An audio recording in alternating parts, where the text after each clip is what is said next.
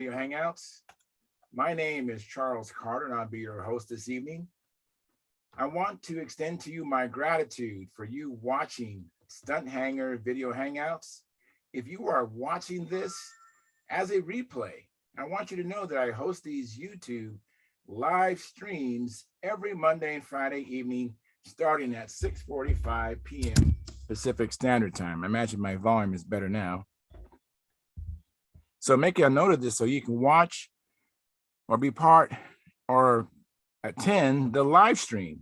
Plus, we have an after party following the live stream, which is sometimes better than the live stream portion.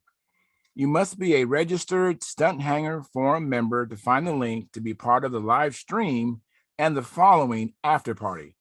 Here at Stunthangar Video Hangouts, we talk about building and flying model airplanes, sport flying, competition flying, and what you've been doing lately. To join our conversation, if you are already a member of Stunthangar Forum, you can find the link if you scroll down to the section called At the Bench. If you're not a member or not logged into Stunthangar Forum, the At the Bench link will not appear. If you are not a member, please register at stunthangar.com/SMF. That's stunthangar.com/SMF. That's Smart Men Flying. You must place a space between your real first and last name when you register. You must also use a valid email address or Sparky. The proprietor of Stunthangar will not approve you. If you are inclined to not come in, just enjoy watching us on YouTube. Wonderful, fantastic. Please enter your questions or comments in the chat box, and I'll do my best to make your comments a part of the show. Now understand, sometimes I can't get my word in myself. There's like 17, 18 of us in here, and I gotta wait. So just be patient, and I will ask our illustrious panel your questions or state your comments. And by the way, you only can make these comments or questions during a live stream. So like I said, every Monday and Friday evening, starting at 6:45 p.m. Pacific Standard Time, that's when you want to come on in. If you find Stunthangar Video Hangouts that I host, or the many building, flying competition coverage at John's Garage videos that Sparky does on this platform, informative and enjoyable, please give us a thumbs up. That's a like. Subscribe, and when you subscribe, make sure you hit the notification bell and select all, so that no matter if it's Sparky or myself comes on in, you'll be notified. Subscribe, share the videos, comments, all these things help the Stunthangar YouTube channel grow. Please consider joining Stunthangar's YouTube channel memberships, which start at just $4.99 a month, which is less than 17 cents a day. And by the way, I'm a member myself. I joined it probably almost 2 years ago. So every month I have the $4.99 come out of my checking account, and I don't miss it, and I don't think you'll miss it either. And so I'm not asking you to do something that I don't do myself. Okay, so please seriously consider doing that. You also can show your love or support with the super chats, which is located in the chat box. At the bottom of the chat box is a big $sign, and you can make donations there of any amount. So please take advantage of that. That's only available during a live stream though, okay? Your support helps offset some of the expenses of running Stunthangar. And with your memberships, you'll get special badges that Sparky and I can see in the YouTube chat box, an unlimited replay of member-only videos, and once a month, Sparky has question and answer show for members only. This is Sparky's YouTube channel. I'm only in here twice a week, so if you want to get in touch with me, go to my YouTube channel, which is called Flying Control Line Stunt. That's Flying Control Line Stunt, and place a comment or your question on the 2019 AMA National Championship video, which Sparky shot with his camera of me flying his beautiful June R, which he's refinishing right now. If you have been watching Sparky lately on the Stunthangar YouTube channel, you've been seeing him refinish that plane. It's in what I call the nude. I mean, all the finishes removed. I pretty much just bare wood, and he's refinishing that. So, but when you comment or question on that video, I will be quickly notified, because that is my YouTube channel. This one is not. This is not my channel. This is Sparky's channel. So I want to thank you for your past, your present, and future support. You are making it happen. Please keep the conversations family room friendly. In other words, please don't use words or do things you wouldn't say or do around your own children or grandchildren. And without any further ado, I'm going to post a link at Stunthangar Forum now. And that is being posted. That's posted right now. And let me go to the what I consider the control panel on YouTube and see what's going on there. It looks like it's streaming. And let's see here. So we have 10 concurrent viewers and 7 likes. Thank you very much. Appreciate that. And those of you who have not hit the like button or smash the like button yet, please do that. That helps the analytics of the show. And we greatly appreciate that. I see Jack Snavely is already in the chat box with his. Now, see, Jack has the emoji that I can tell he's a patron. He actually supports the show, and he has a smiley face, and he says, "Quick like." Thank you very much, Jack. Appreciate that. Hello, all the air fans. That's what he says. And then Dennis H, who was here recently again, he says, "Hello, Charles." Hello, Dennis. Thank you for coming in. Consider you both. I don't think, Jack, you go to work this time, so I know you can't come in, but Dennis H, come on in. I'd love to have you come in the show. You just got to register if you're not a member at Stunthangar Forum. Find the at the bench, and then in that section you will see a link with today's date, and click on that. And once you click on that, if you haven't used Zoom before, you just have to allow your camera and microphone to be used, and then it's as simple as that. Anybody else who's having challenges getting into here, just let me know. If you are a member of Stunthangar Forum, just go on in, and if you can't get in, PM me there, or if you want, you can go to my YouTube channel and message me there on my YouTube channel. Let me know, and I will help you get in here. I've done that for others, and I'm sure I can do that for you. And then Jeff Riley says, "Hi, Charles. YouTube audio and video are good. Thank you. Like smashed." Thank you again. Appreciate that. Hey, how you doing, Tom? Hi, Charles. I've been working on my Cosmic Wind. All right. I've got the wing all covered.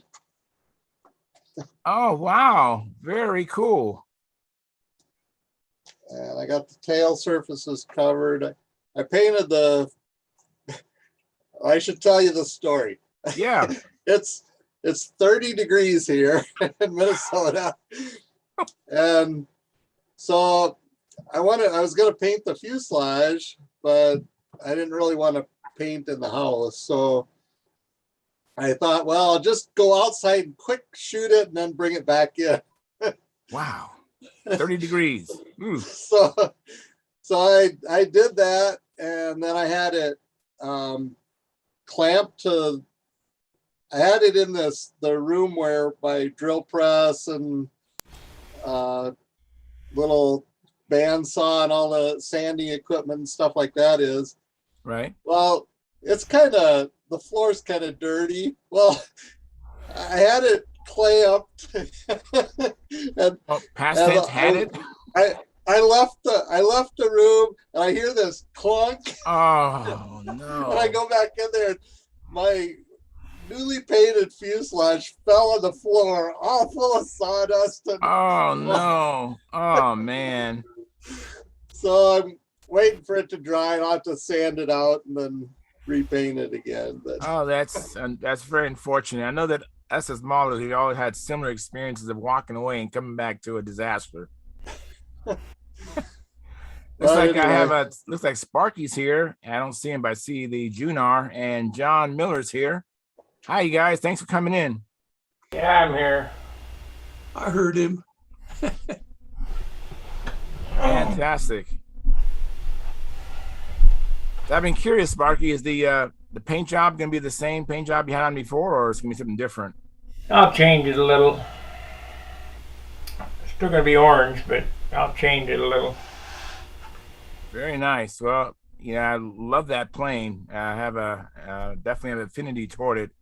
'Cause it was on my bucket list to fly at the Nats, and it was great to have a beautiful plane in my arms flying at the Nats. So thank you again for allowing me to fly that plane there. Did you get that little thing I sent you? Oh no, but thank you very much. I appreciate it immensely. Thank you. Did you got it? No, I haven't checked. My phone was off. It's charging right now. So and I haven't been on my computer till be right before I started the show, and I was nodding off on the couch. I didn't sleep much last night, so Well, I sent it anyway, so. Thank you. I appreciate it. Awesome. So, John, what you been up to, John? Oh, not really a whole lot. Every day I get up, say I'm going to go in and start doing something in the shop, and every day something gets in the way. I know how that is. Trust me. Sometimes I'm like an Uber driver with my 3 teenagers. So I understand that. I wish I had that kind of an excuse, but I don't. I think you have time on your hands, so you can get to it later. And yeah, the day goes away, then it's like I'll get to it today. Well, I can do it after the hangar, you know. Yes, you sure can. Or I can do it before the hangar, or I can do it when I first get up, or I can get up early in the morning and do it. You know, I keep finding one excuse after the other. Yeah. I've got too many irons in the fire. I've got so many now. I don't know which one to pick up, so I don't pick any up. Yeah, and something you might be interested in. I took the head off my Stalker 81. Yeah, because Philip Bailey mentioned Friday I should just take the head off and just see if I have any extra shims. Yeah. Well, I couldn't tell how many shims there were, but I saw at least 3. There might be 4 because I just can't get the last one separated. But I actually pried off 2 of them, put the head back on, and it rained today. But I really am anxious to get back out there. Oh yeah. I'm expecting an increase in performance, which is what I need. So you'll have 2 washers and head gaskets instead of 1. No, I think it was 3. So I took out 2. Oh, okay. So I have at least 1. It might be 2 there, but I took out 2 of how many they are. There might be as many as 4, good. But I could definitely clearly see 2 and something else, and that something else could be 2 more that are mashed together, or just as a single one. But I need to do that on my Stalker 61 because I always thought that was a little down on power, and I don't remember whether I took the head off or not when I bought it. So I'm going to try that. It ran good. I flew it in a Legacy, but it just didn't seem to have the snap that I wanted, So maybe it's got 4 head gaskets in there and I need to take a couple out. Yeah, I'm really excited. I can't wait to get out there, but it's going to be the only day it's not going to rain as far as during the week is Wednesday. So I don't know when I'll get out there because I'm sure the field's wet. It won't be raining Wednesday. The field will be soggy.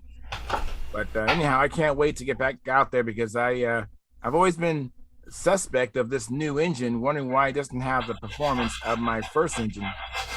Yeah. Used engine, Yeah. Well, here it got up to 70 degrees today. Wow. Wish it was been warm. It's been warm all week. But today you couldn't tell it was 70. You go out there, it was like chilly. But we had a heavy overcast. It looked like it was going to rain and snow, and well, not snow, but rain. In fact, looking at the mountains off to the east of me here, it looked like it was raining up in the mountains. So it just seemed to be a cool 70 degrees. You know what I mean? Sounds like stunt weather to me. You should have a lot of performance, a lot of lift. Oh, yeah. Oh, yeah. Should be good. That sounds excellent. What do you have waving hand about, Dennis? Oh, I'm trying to be polite about this. I thought it never rained in Southern California. Yeah, maybe it used to never I rain, mean, but it's... Yeah, I mean, they wrote a song about it. Yes, I know. The guy made a lot of money off that. Although I remember seeing a lot of movies where it showed a sign says "Welcome to California," and you could hear the thunder and the rain was coming down in sheets. And that was back in the 40s. Yeah, well, I went through El Nino, but you know what? We're not going to talk about weather today. I'm going to try to stay. Anyways, let me say hi to Gary and Walter. Hi. I'm so happy to see you, Walter. I've been wondering if you're all right. I've been missing you, and I've been wondering where you've been. Microphone. I've been working. That's good. but That's always good. But I've got some questions I need your all's great advice on. And Oh, well, you came to the right place. All right. Hey, Lynn, Yeah, thanks for coming in, Lynn.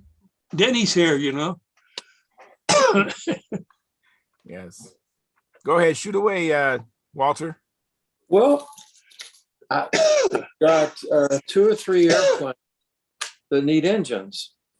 And I don't know what kind of engine. I don't even know where to find an engine anymore. I was buying Brodak's 40 engines, and they were made, I think, in Moldova. Where were they? Yeah. Anyway, they're not available. And I've got a couple Vector planes that I don't know where to get an engine for, and I don't know what kind of engine to buy. So The planes again are Vectors? You They're guys have been Vectors? around a long. Yep, they're Vectors from Brodak. They take, according to Brodak, they take 40 size engines, but I don't know where to buy a new or even used engine, and I suspect you guys have very good ideas what would be a good engine to buy, either new or used, and even where to get them. So I'll shut up for a while and let you talk about it. Well, Well, I think- my experience has been I've been buying the LA 46s. I had a Vector, and it was really good with the LA 46, and I've seen them on eBay. And then Mike Lonke is very fortunate to find engines on. Matter of fact, he found a new engine. It was actually a reworked LA 46, if I'm not mistaken. I don't know if it was Randy Smith or who it was on Marketplace, Facebook Marketplace. So LA stands for what? I don't know. Well, The Mike will OS be Max on later LA. on. Maybe you can fill us in. The Walter, one thing you can do is in the classified ad section of Stunthangar forum, just put a WTB want to buy and list some of the that would be the most direct thing, probably. Okay. The next best thing would, depending on how successful you are with that, you'd be going off brand, not Brodak's or something like that. You might end up with something other than that. One of the an OS or LA. The man of the hour. Mike, we were just talking about you. What is that? About Well, Facebook Walter- Marketplace. Walter's looking for some engines. What's he need? And for what? I got 2 Brodak 40s that I'm trying to get engines in, and I can't. Also, I've got a couple Brodak engines. I know none of you have ever crashed a plane before, but that's not but that's something I do fairly common at first. And the needle valve and the spray bar get broken quite easily because they stick out from the side of the plane, out of the engine. So I'm looking for spray bars for Brodak 40s. I'm almost out of business. And Okay, well, you said you got 2 Brodak 40s you need engines for. What's the airplane again? I need it's a Vector. Vector. Okay, you got Vector. So you're probably wanting either a Brodak 40 or an LA 46. I mean, LA 46 is a great engine in that. Okay. They don't make them new anymore, or are we? They don't. They don't. There's plenty of new ones around, and I might know a guy that has a new one. Well, I am pretty illiterate on what is available out there right now, but I do have 2 Brodak 40s that I have cannibalized just to get the spray bars out, so that I can keep. That's you can buy a Brodak needle for those from Brodak. I mean, they sell the needles and the needles, not the spray bars. Oh, okay, so you need the whole spray bar. Right, Every- I broke the spray bar inside and Okay, and they- well, that's, the Brodak needle valve assembly is the same diameter as the Randy Smith P8 needle valve assembly. So you can get needle valves and spray bars from Randy Smith. You can get a PA needle. I think it's $18 for the whole assembly. And then the needles themselves are just $3 or $4, Thank you. something like that. They're super cheap. Would that be But the same? the Randy Smith, Would that be the same as a Super Tiger or an OS? no, it's they're thicker. bigger. They're bigger. Okay. But the Brodak needle is what Tom Dixon 46s and FPs. He went to the Brodak needle in those, but it's the same diameter as the Randy Smith PA needle. Tom Dixon's, what's the name of the engines he's selling? Double stars. Well, he says double stars, but he reworks LA 46s. Mhm. But Tom might be a source for the Brodak needle assemblies because the double star, I believe, uses the same thing. I believe you're right. I He believe had you're one he sent me, and but now he doesn't have any more. I don't think. I think he's got a couple Brodaks, but Tom's not getting off his Brodak needles. Because I called to try to get some replacements for him, from him, for some of the ones. We have some Tom Dixon reworked motors, and Sam broke the whole thing. And Tom said he wasn't going to sell what he had because Brodak didn't have any more, and they didn't know when they were getting them. And Tom keeps those to put into his reworked LA 46s. right.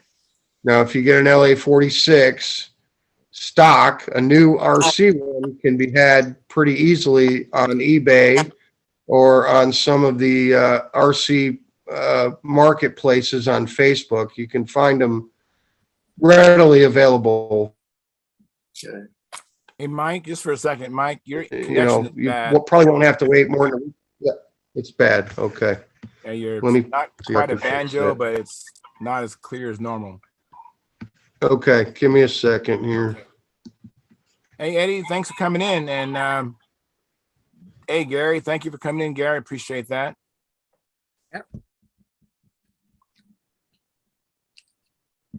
So our sport is down to buying reworked and used engines now, pretty much. Well, there in the United States, Brodak, I think, is the last other than Brodak, Jet, and Nelson. I think they're the only ones making control line engines. Okay. Yeah, Rojet Motors is what he's talking about. If you look up Rojet Engineering, I think it is, on the internet, you'll find Dubjet. They make engines brand new. But those aren't really that. I don't know. Does he make a 40? But those are pretty high zoot for a Vector. I have not used. Yeah, that was $350 or something like that. Yeah, I think the LA 46 is your go-to engine for the Vector, really. I think so too. Unless you can come up with another Brodak 40 somewhere, or Yeah. well, the other option, if you have two Brodak 40 engines, a PA needle valve assembly will fit right in that motor. Right. I mean, there's your answer right there. You call Randy, get a hold of Randy Smith and order a couple PA needle valve assemblies, and there you go. I'm back in business, right? Yeah. I'm out of business. I broke both of them.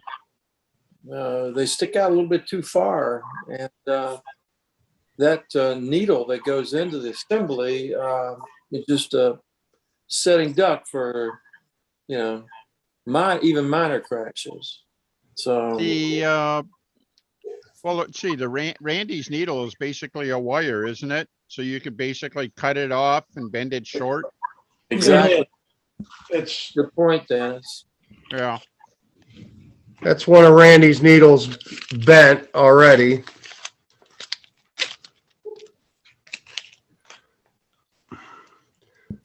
This is what Randy's needles look like when you get them. Mm-hmm. And there's one bent in an assembly. But of course, for your application, you can always, you heat up the wire a little bit and bend it wherever you want. I have some that are bent right down just above the thread on some profile models, Right. to bury them. But, you need the long version for, an upside down mounted in a full fuse model. You need all that length to stick out the side. But if you get his entire assembly, which I think is $18, I think these are $3 a piece. You get a couple spares thrown in there, and then you're good. Now, I knew I called the right. Walter, are you flying those on profiles? Yeah, no, the ones, I've got one profile, got a vector profile I bought from Tom. And that's the one I'm training myself on. The other ones are building for hopefully getting to the Nats this year. And so I haven't, I just want to have two planes that, that don't look like farm use planes, if you know what I mean. Well, the reason I asked about that, Walter, was because if it's primarily a profile that you break in the needle valves and needle valve assemblies on, there's an old trick you can do, and that's just take a piece of aluminum, make a little thing up there that's higher than your top of your needle valve. And so if it noses over or anything like that, or you come in inverted, it hits that instead of your needle valve. Thank you. And that's exactly what Tom Dixon told me to do too. And Yeah, you just make a roll cage for it. Yeah. Right. So you can make it out of music wire. You can make it out of aluminum. Mm-hmm. You can get out of brass if you need the nose weight, Right. I made one out of a coat hanger. Yeah. I just took a coat hanger and just cut it and then just drilled 2 holes and put it in there right next to, just made it a little bit taller than the needle. So when it came in on ground, it would hit that thing I made as opposed to hitting my needle valve. Right. I got 4 planes and 1 engine that's functional. The others have no needle valves. So I've been rough on them. Yeah, they are. I have needle valves. I've got needle valves, and you're right. Mike said, you can bend them back, and so did Dennis say that. But it's the assembly, the spray bars themselves. They're not hard to break, for me. So. Yeah, well, that's part of the learning curve. Well, I'm a little too old to be learning too much more, but I'm going to keep trying. Oh, you'll learn. You'll learn.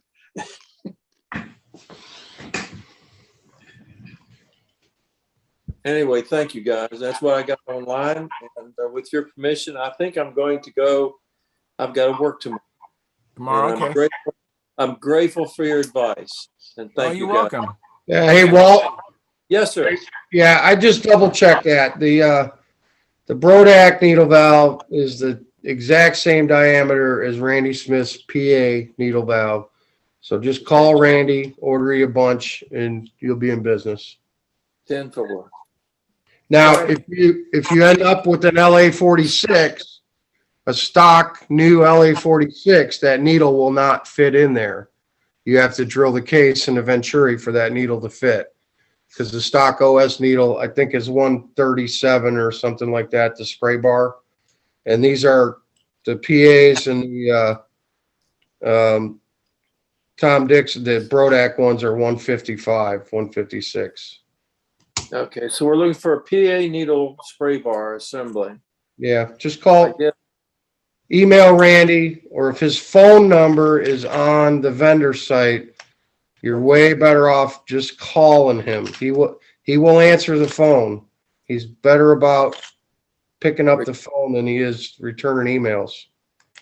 Hey, let me ask you guys one more question. What is a good 40 engine these days?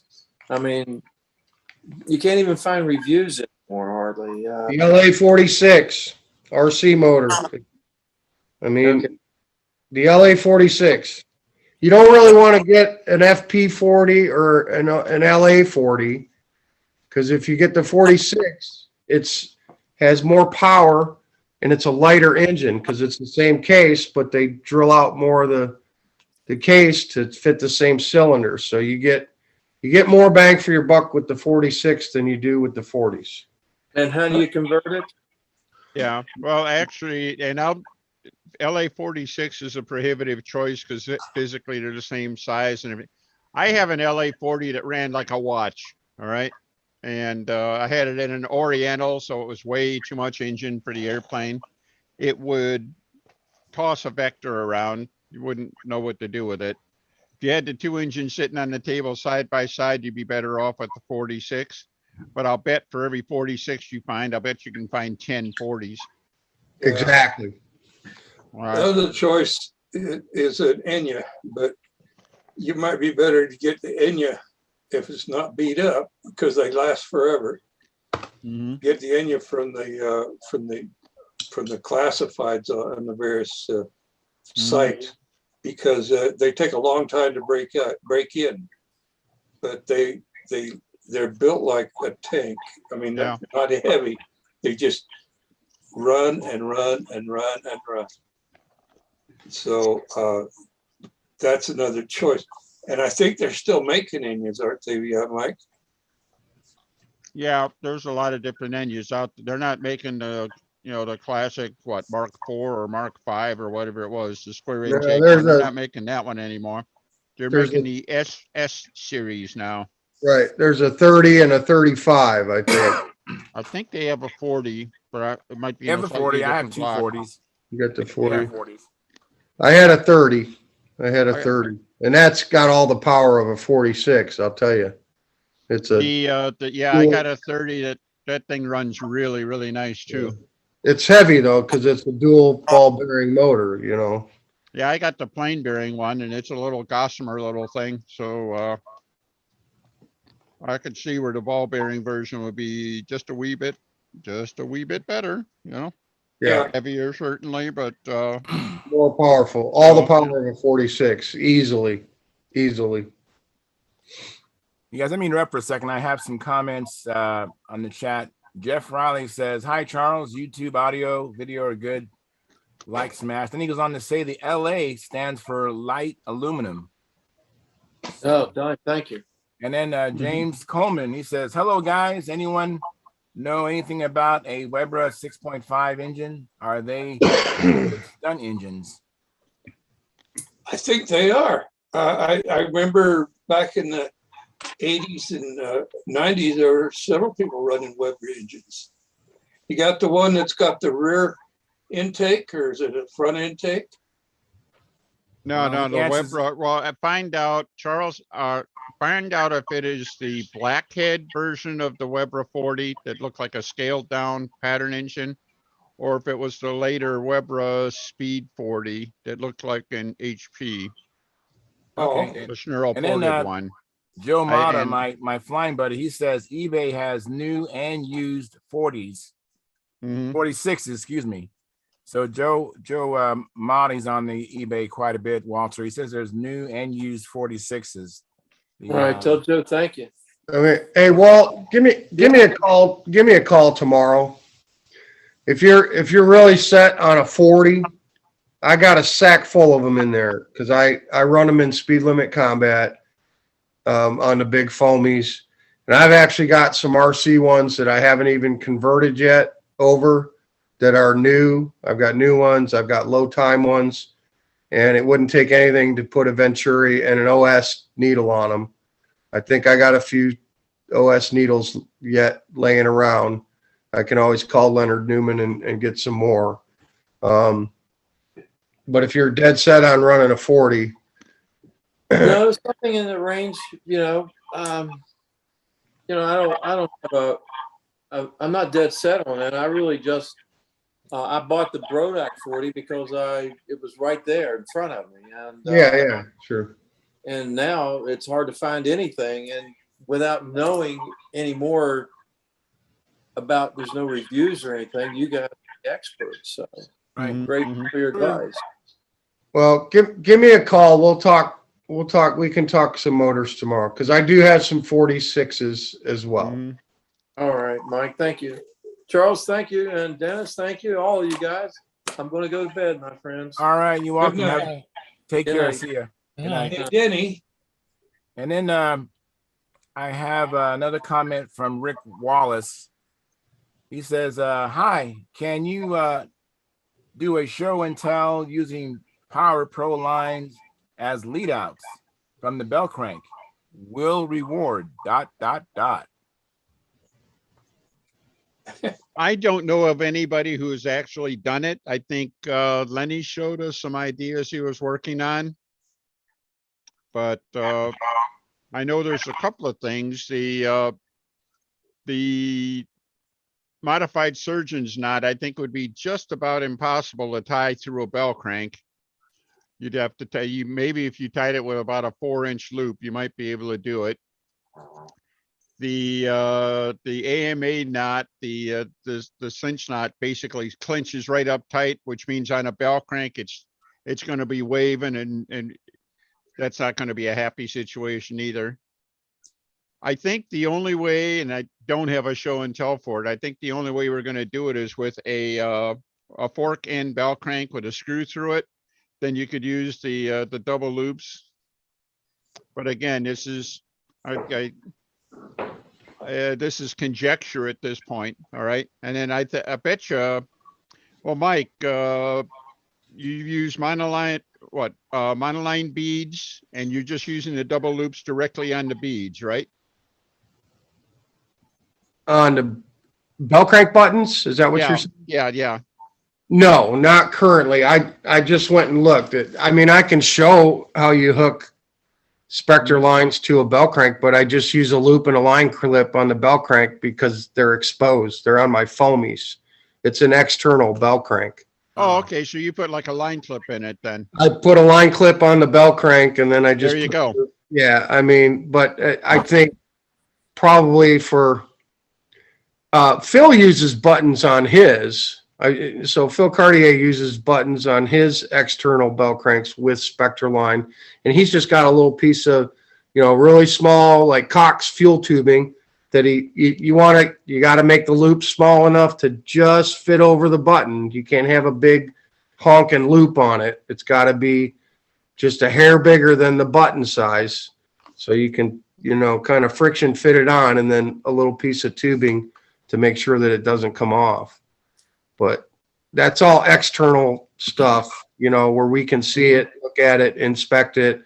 I'd be leery about burying it in a wing in a full fuselage airplane that I couldn't look at all the time. So I'm not the guy for that.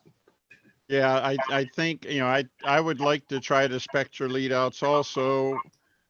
With all the caveats you just said, I wouldn't use it unless I had, at the very least, an inspection panel where I could go in and change them out and things like that, or something like a plug-in wing, like the Axioma. And frankly, I might run the flying lines all the way in to the bell crank or something like that with that.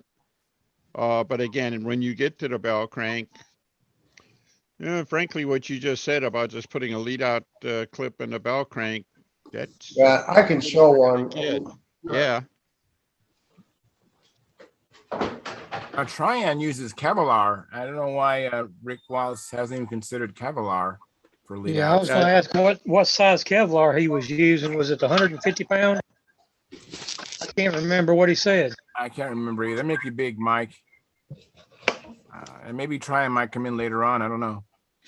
I mean, it's just, it's a foamy with an external bell crank. So line clips and Spectre lines with loops right there. Mm-hmm. yep. They're just, slide clip. That's how you service it too. I mean, Well, yeah, you can look at it, you can see it. And then the other issue that we've talked about many times is we get wear on the Spectre line here through the lead out guide. That's your lead out guide. So there is always, some wear for, 3 inches on either side, but you can see it. And what I do, I fly one season on the foamies anyway, one season. And then the next season I flip the lines around the other way. And then I throw them away after 2 years. Do you think on that line guide, what if you were to put a piece like nylon in there, a half-inch long or something like that? Do you think that would be enough to head off the abrasion of going through the flat plate? It might. I mean, that's, this is just some 1/8-inch plywood that, and I drilled it and chamfered it, sanded it, made it nice and smooth, and then put some epoxy in there and sanded it smooth again. But you still do get some abrasion. But I'll tell you, I've never thought that far ahead, because with these guys, 2 years out of a set of lines, and then I just chuck them. Yeah. It's longevity isn't my big concern with Spectre lines on combat planes. So I I don't. like how you're happy to hanging get up your two- combat plane. Is that like a shower ring there? It's a shower ring. That Yeah. is very cool. I would be happy to get 2 seasons out of a combat plane. Yeah. Very cool. And Rick Wallace did come through. He did reward. He gave us a $25 super chat. So thank you very much, Rick Wallace. Thanks. Charles, every one of those airplanes up there is hanging by a shower ring. Every one of them. Very, very nice. Very cool. I don't know if you can see the EMT bar going across. So Yeah, sure, I do. I got some hooks going into the ceiling joists, and then the EMT sits in the hooks, and then the planes are hung by shower rings, and it's the same over here.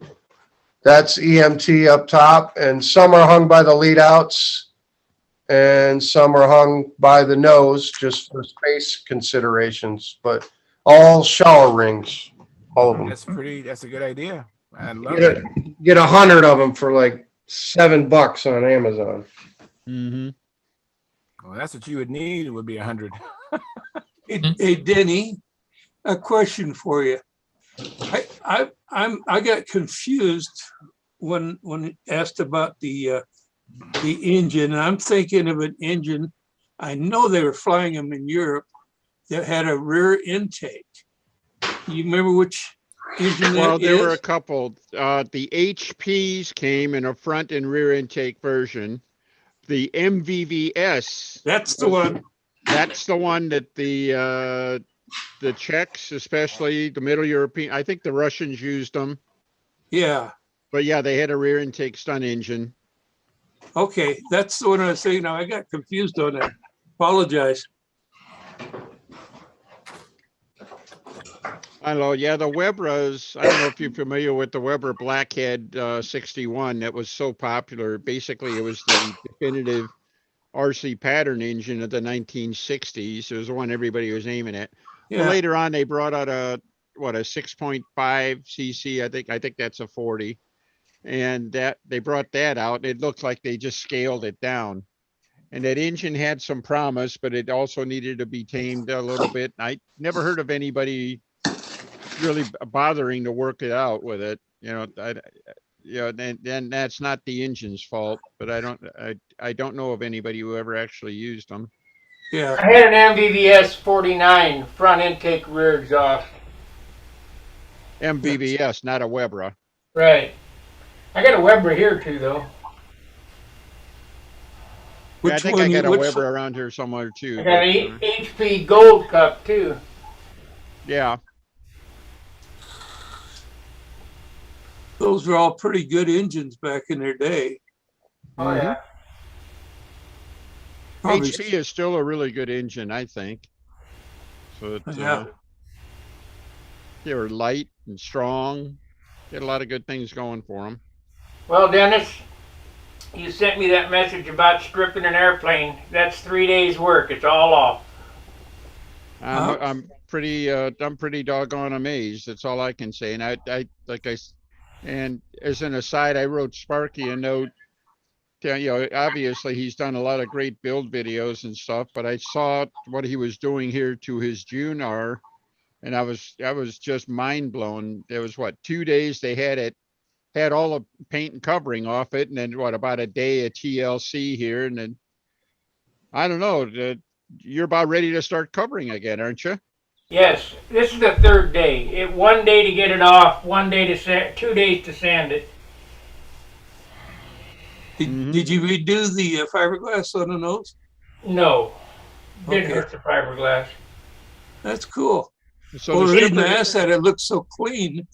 yeah, That's the sandpaper. it didn't touch the fiberglass, right? The stripper just basically took the paint off the fiberglass, right? Right. Yeah, that's good. Yep, that worked real good. You know, I didn't think it was going to work because it was that biodegradable, non-toxic stuff. So that's not Yeah. gonna work. And the nose was urethane, and it took the urethane off faster than the dope. Really? Yeah. Hey, Sparky, have you thought about maybe even changing the lead out since you got it that far? I think I'm going to work on the control system. I'm going to put a Winship bell crank in it. It's got a Brett Buck bell crank in it right now. You gonna paint it the same color? It's going to be orange, but won't be the same design. It'll be flashy, but it won't be the same design. I already got it in my head what I want to do. Back in the 90s, I did a blue Viper, blue and white Viper with checkerboard leading edge, and this one's going to be orange and white with a red checkerboard leading edge and then black trim. That'll be sparkly. Yeah. I only got a month to get it done. I want to fly this at the Nats. Mm-hmm. It's my best flying airplane. I bet Charles cringed when I decided to strip it. No, I bet- did. I- I knew it'd come out beautiful. I was just like, wow, that I've just seen it in person, touched it, flew it the way it was, and then it's gone. But it's a great flying plane. It sounds to me, Charles, like he's going to have to let you touch it again to get your blessing, right? That's it. No, the airframe is still the same airframe. So no matter what dress he puts on it, it's going to be a nice flying plane. As long as I can keep the weight at the same weight or less. Wow. It'll be all dope.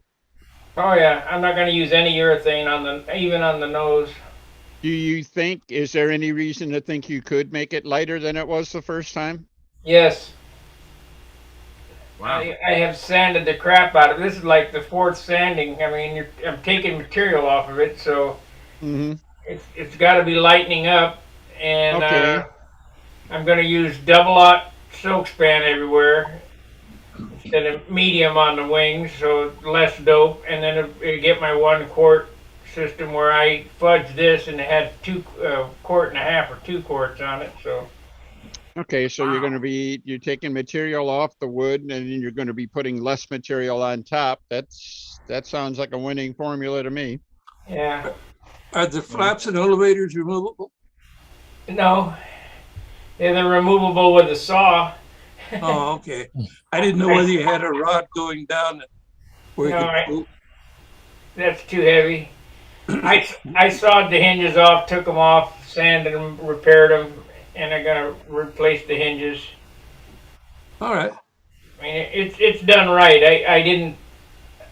I was thinking about, well, maybe I can pick the material out between the flap and the trailing edge, but that wouldn't have been right. So it's done right. That's good. Hey Sparky, I watched you pull the hinges off. The flaps off.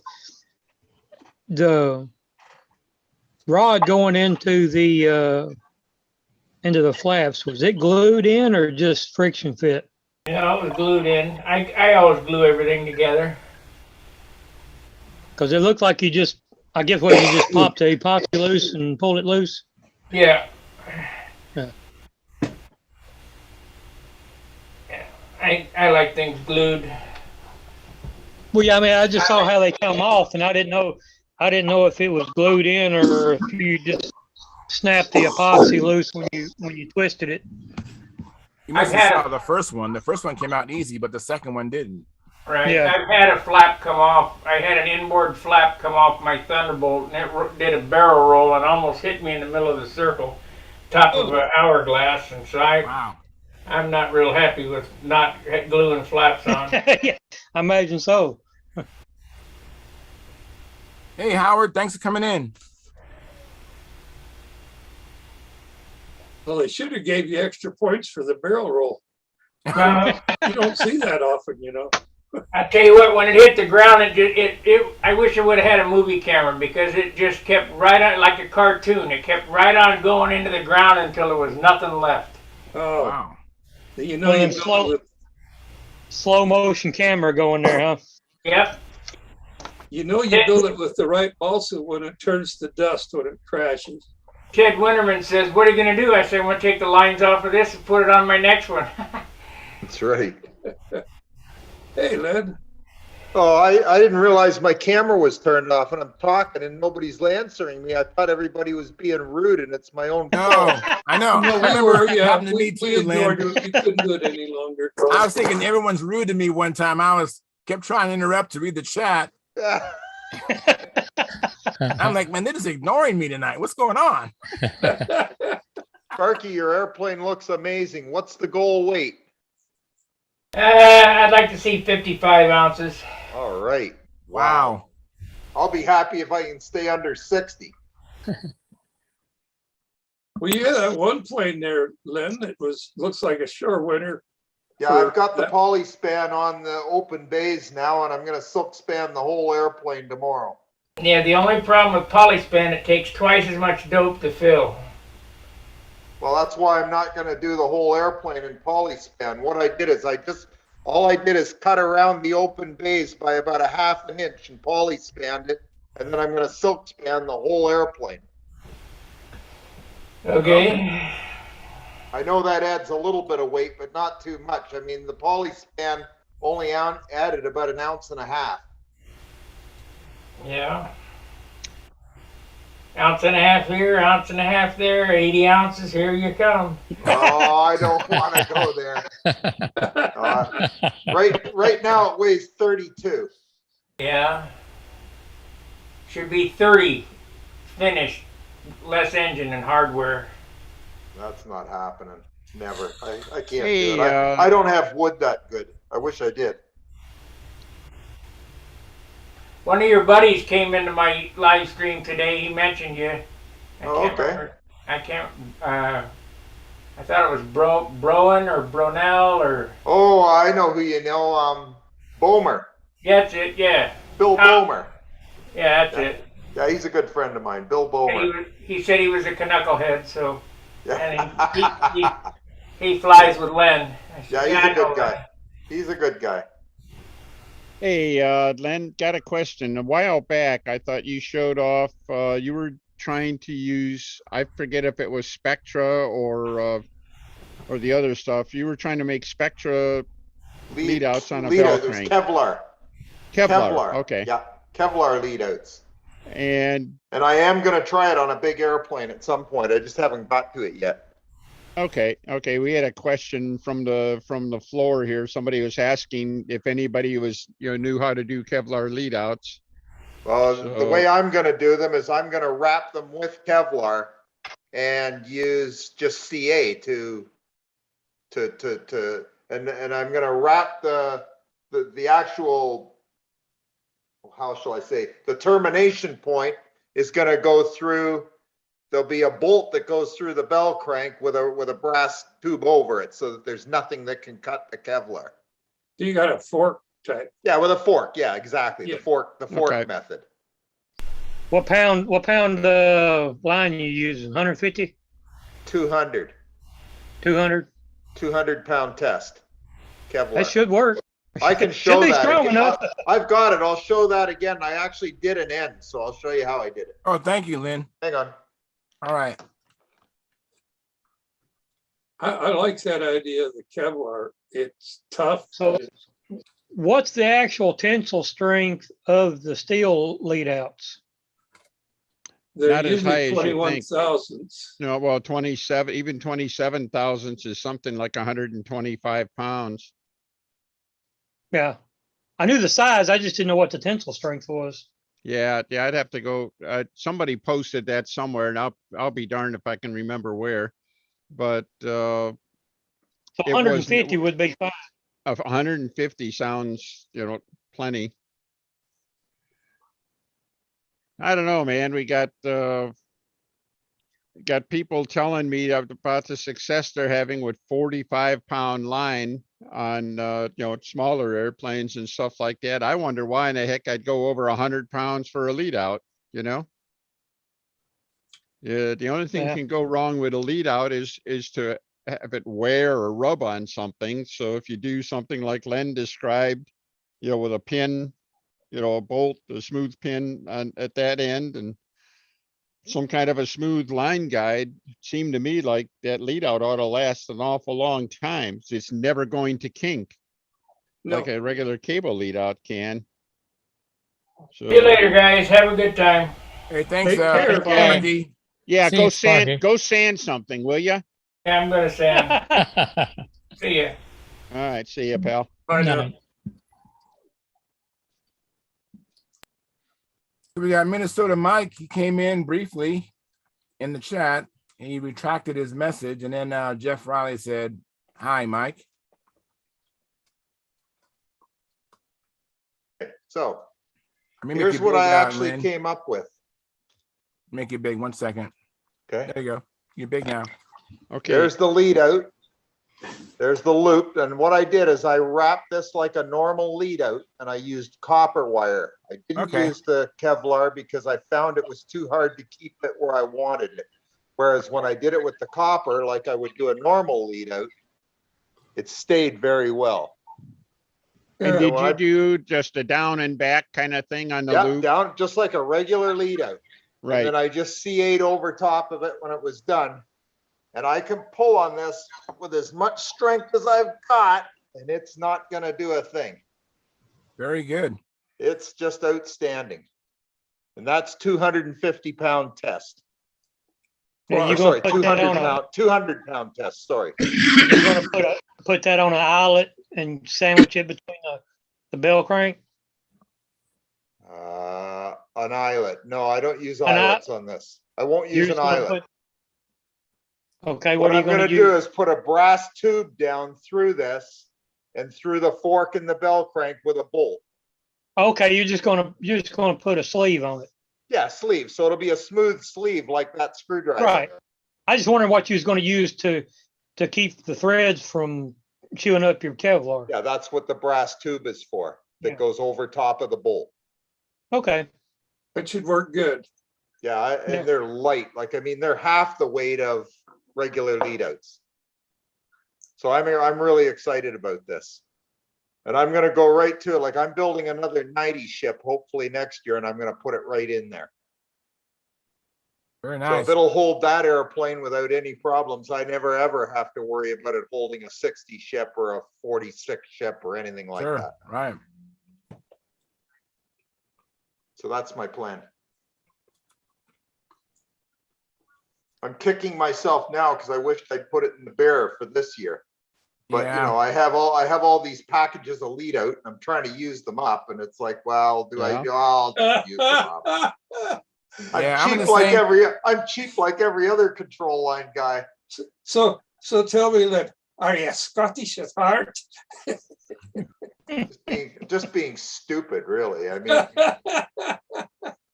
Hey, I he's been- know. maybe I can give it away. Maybe what I'll do is bring all my last packs of lead outs to the Nats and to Brodaks and just give them away, and then I don't have to worry about using them ever again. And you'll feel like you did a good thing.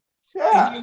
And you won't have to worry about having to use them before you go to the new and better system. Exactly. I think I'll do that. I'll bring the packages to Brodaks, and if I still have any left, I'll bring them to the Nats and just get rid of them. Because I don't want to use them anymore. Yeah. Well, if those Kevlar lead outs are as strong as they look to be and as they seem to be, You don't need them. I can't, and see what I'm gonna do for the tubes at the end of the wing, so that they don't get any wear on them, is use the tubes that have a flange on one side, and I'm gonna flange the other side, so that there's Yep. there's no sharp edge at all. All Yeah, right. there's somewhere, somebody makes a little tool that you can put a little radius flange type thing on small diameter tubing. Yeah, I have a tool here that I use, and all I do is after I've made the lead out guide, I just tip it over on the table and then hit it a couple Yeah. of times with the hammer gently, and it just flanges it out the other way. It's perfect. Yeah, I've already tested it, so you ought to I'm show ready to that to go. us. Yeah, Yeah, show me show that that tool, to us. Lynn.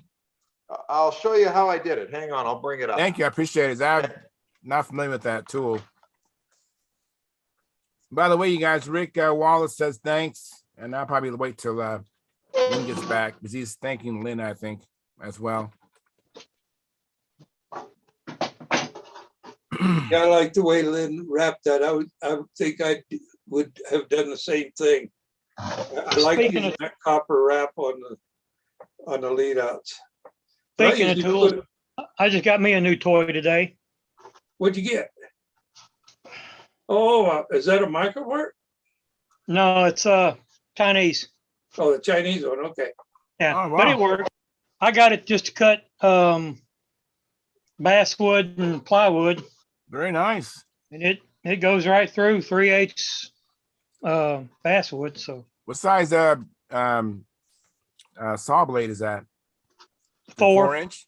4-inch. and it Okay. comes. It's got an arbor to put a drill head on, which I probably won't use. Got a little hole there for a vacuum cleaner. Oh, very nice. Where'd you get It's that? Amazon or what? Amazon. It's got Yeah. it's belt driven. It worked pretty good. I mean,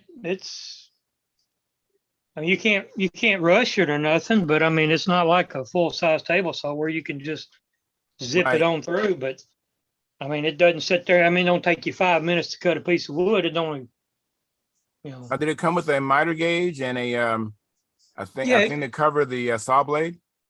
yeah, it doesn't have a guard as far as a flip up guard.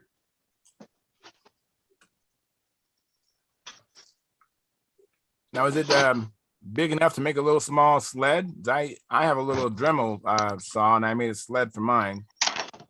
So this comes with this, All right, that looks good. and I don't know if you can see it or not. It's a T-bar. Okay, Yeah. very good. It's slotted so it won't come out of the groove. I like that. And then this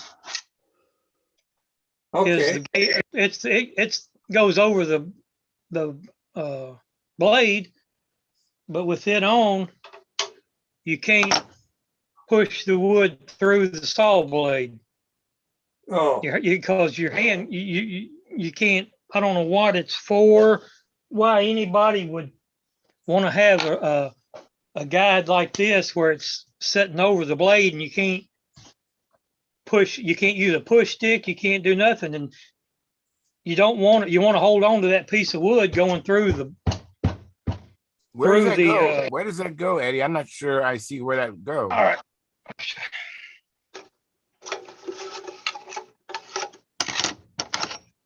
Okay, see these two holes here in the fence? Yeah. It goes Oh, I right see. there, Okay. and then That over. Okay. So it's just a guard for the blade. Okay. right, That is and a then this cool little goes down. saw. It goes down on there like I that. understand. Okay. Clamps. That's You kind can of move it. You can move it out of the way, but I've never used a table saw with a guard on it like this. I've always just used a push stick and Yeah. pushed it on through the blade. So, Who very makes cool. this saw? It looks great. but what I did notice is it's left-handed. Because every table saw I've ever used, the fence has been on the right-hand side. This one's on the left-hand side, so I have to guide it with my left hand instead of pushing through with my right hand. Wow. But I mean, it still works. You just gotta Hold on a second. I got to go upstairs. They're banging on the ceiling for some reason. So Okay, man. I'll be back. All right. Thank you, Eddie. Thanks for the little demo. And Lynn, by the way, Rick Wallace says, thanks. He says, thank you guys. I'll let you know how it works for me. And then Dennis H says, make a little flare tool to do the other end. And of course, you're going to show us, Lynn. That's what I'm going to show you right now. Let me make you big, Lynn. 1 second. Yeah. Where are you at? He's hang on a hiding. second. He's wearing a green shirt. Look for that. Yeah, I'm just hang on a second. You'll find me. Well, you're showing that big when you talk, but you're not. I can't. I got to be in that row of people up there on the top Yeah, somewhere. I've been moving. No, he's you got to do the Oh, little there you arrow. are. There you are. He was there a second ago. Hang on. There's only 9 people in here. Okay, There we man. are. There you are. Now you're big. Okay, so my dad was a machinist and tool and die maker, so he Wow. had stuff that would do just about anything. And this was one of the tools he had in his machinist box. And what it is it's just basically a punch. Right. But what I do is I take my unit here, which Right. has a flange on one end, and I Uh-huh. just make a flange on the other end by putting this inside it. And then you Right. put it on the table and just you give it just a tap tap with the hammer, and there you go. Now you got a flange on both ends. Oh, well, I have a Whoa. punch very similar to that. Very cool. Yeah. Thank you. So that Is that it- just makes it so simple. And I mean, that way you have nothing that can cut your lead out. Right. It's nice and either smooth side. on the shoulders. Yeah, the shoulders are as smooth can be. Outstanding. Very nice. Thanks for showing me that. Appreciate You're that. welcome. So if I you think- can just get a center punch of some kind, Yeah. as I have long as punched it's got just like enough that. radius to it. I mean, the more you hit it, the more it's gonna flange it out. I could have flanged this out a little bit more on the one end, but I just did a demo just now. I just tapped it downstairs and then brought it up. Very nice. Okay. When you tapped it, you miss the punch and hit your fingernail. Is that why it's black? Oh, I did that doing something else. Now, what did Okay. I don't All right. remember, but boy, I sure remembered when I did it. I bet. Oh, I bet yeah. you that hurt. Oh, yeah. It hurt a lot. I just don't remember what it was I was doing. It'll Oh, come- trust me, I've done that before. Mine look fine now, but I've done that before too. This one's been black for about a month now, so it's very black. Boy, that's a good finger to have turn black, Oh, though. yeah. I did a real good job on that one. So anyways, let me see here. So Dennis H, he asks, where do you guys source this line that you are talking about? Amazon, Amazon. So 200-pound. 200-pound test Kevlar. I think you could do It's a basically kite string. It's under the kite string section. Okay. I've also had some luck finding heavy duty line, Kevlar, Spectra in the, archery fishing. Yeah. All right.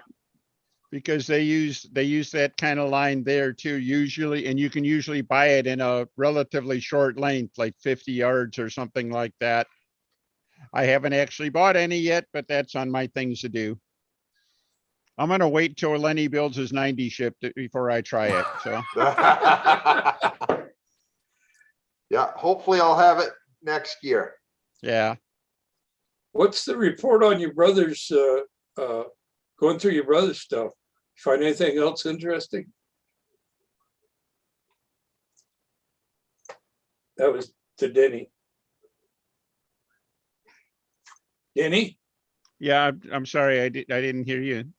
I said, what's the report on going through your brother's stash of stuff? You find anything interesting like last week? I haven't, I personally haven't seen anything else. I haven't seen any of his computer stuff or any of his plastics or anything like that beyond what I've shown here before. I haven't been up there for about a month now, so Oh, okay, they're supposed to be getting together in a week, maybe next week. I don't know. Supposed to be getting together pretty soon to give it one more go through, so. okay. Well, it's always interesting because you guys have been at it for so long, and it sounds to me like your brother was somewhat of a collector, so it's always neat to see what comes up. I don't know if, what's the right word? Collector to a certain extent. How about just Hoarder. gatherer, Or, Hoarder. I don't know. A collector does things with a purpose and everything like that. He was more like a hunter gatherer, I think. So, and so there's a lot of stuff there that is like, where in the heck did this come from? Yeah. Hey, I make you a special deal on. I got about a half a dozen Vico 45s and 50s. Want them? I don't know what I'd use it for. I got about 200 IC engines.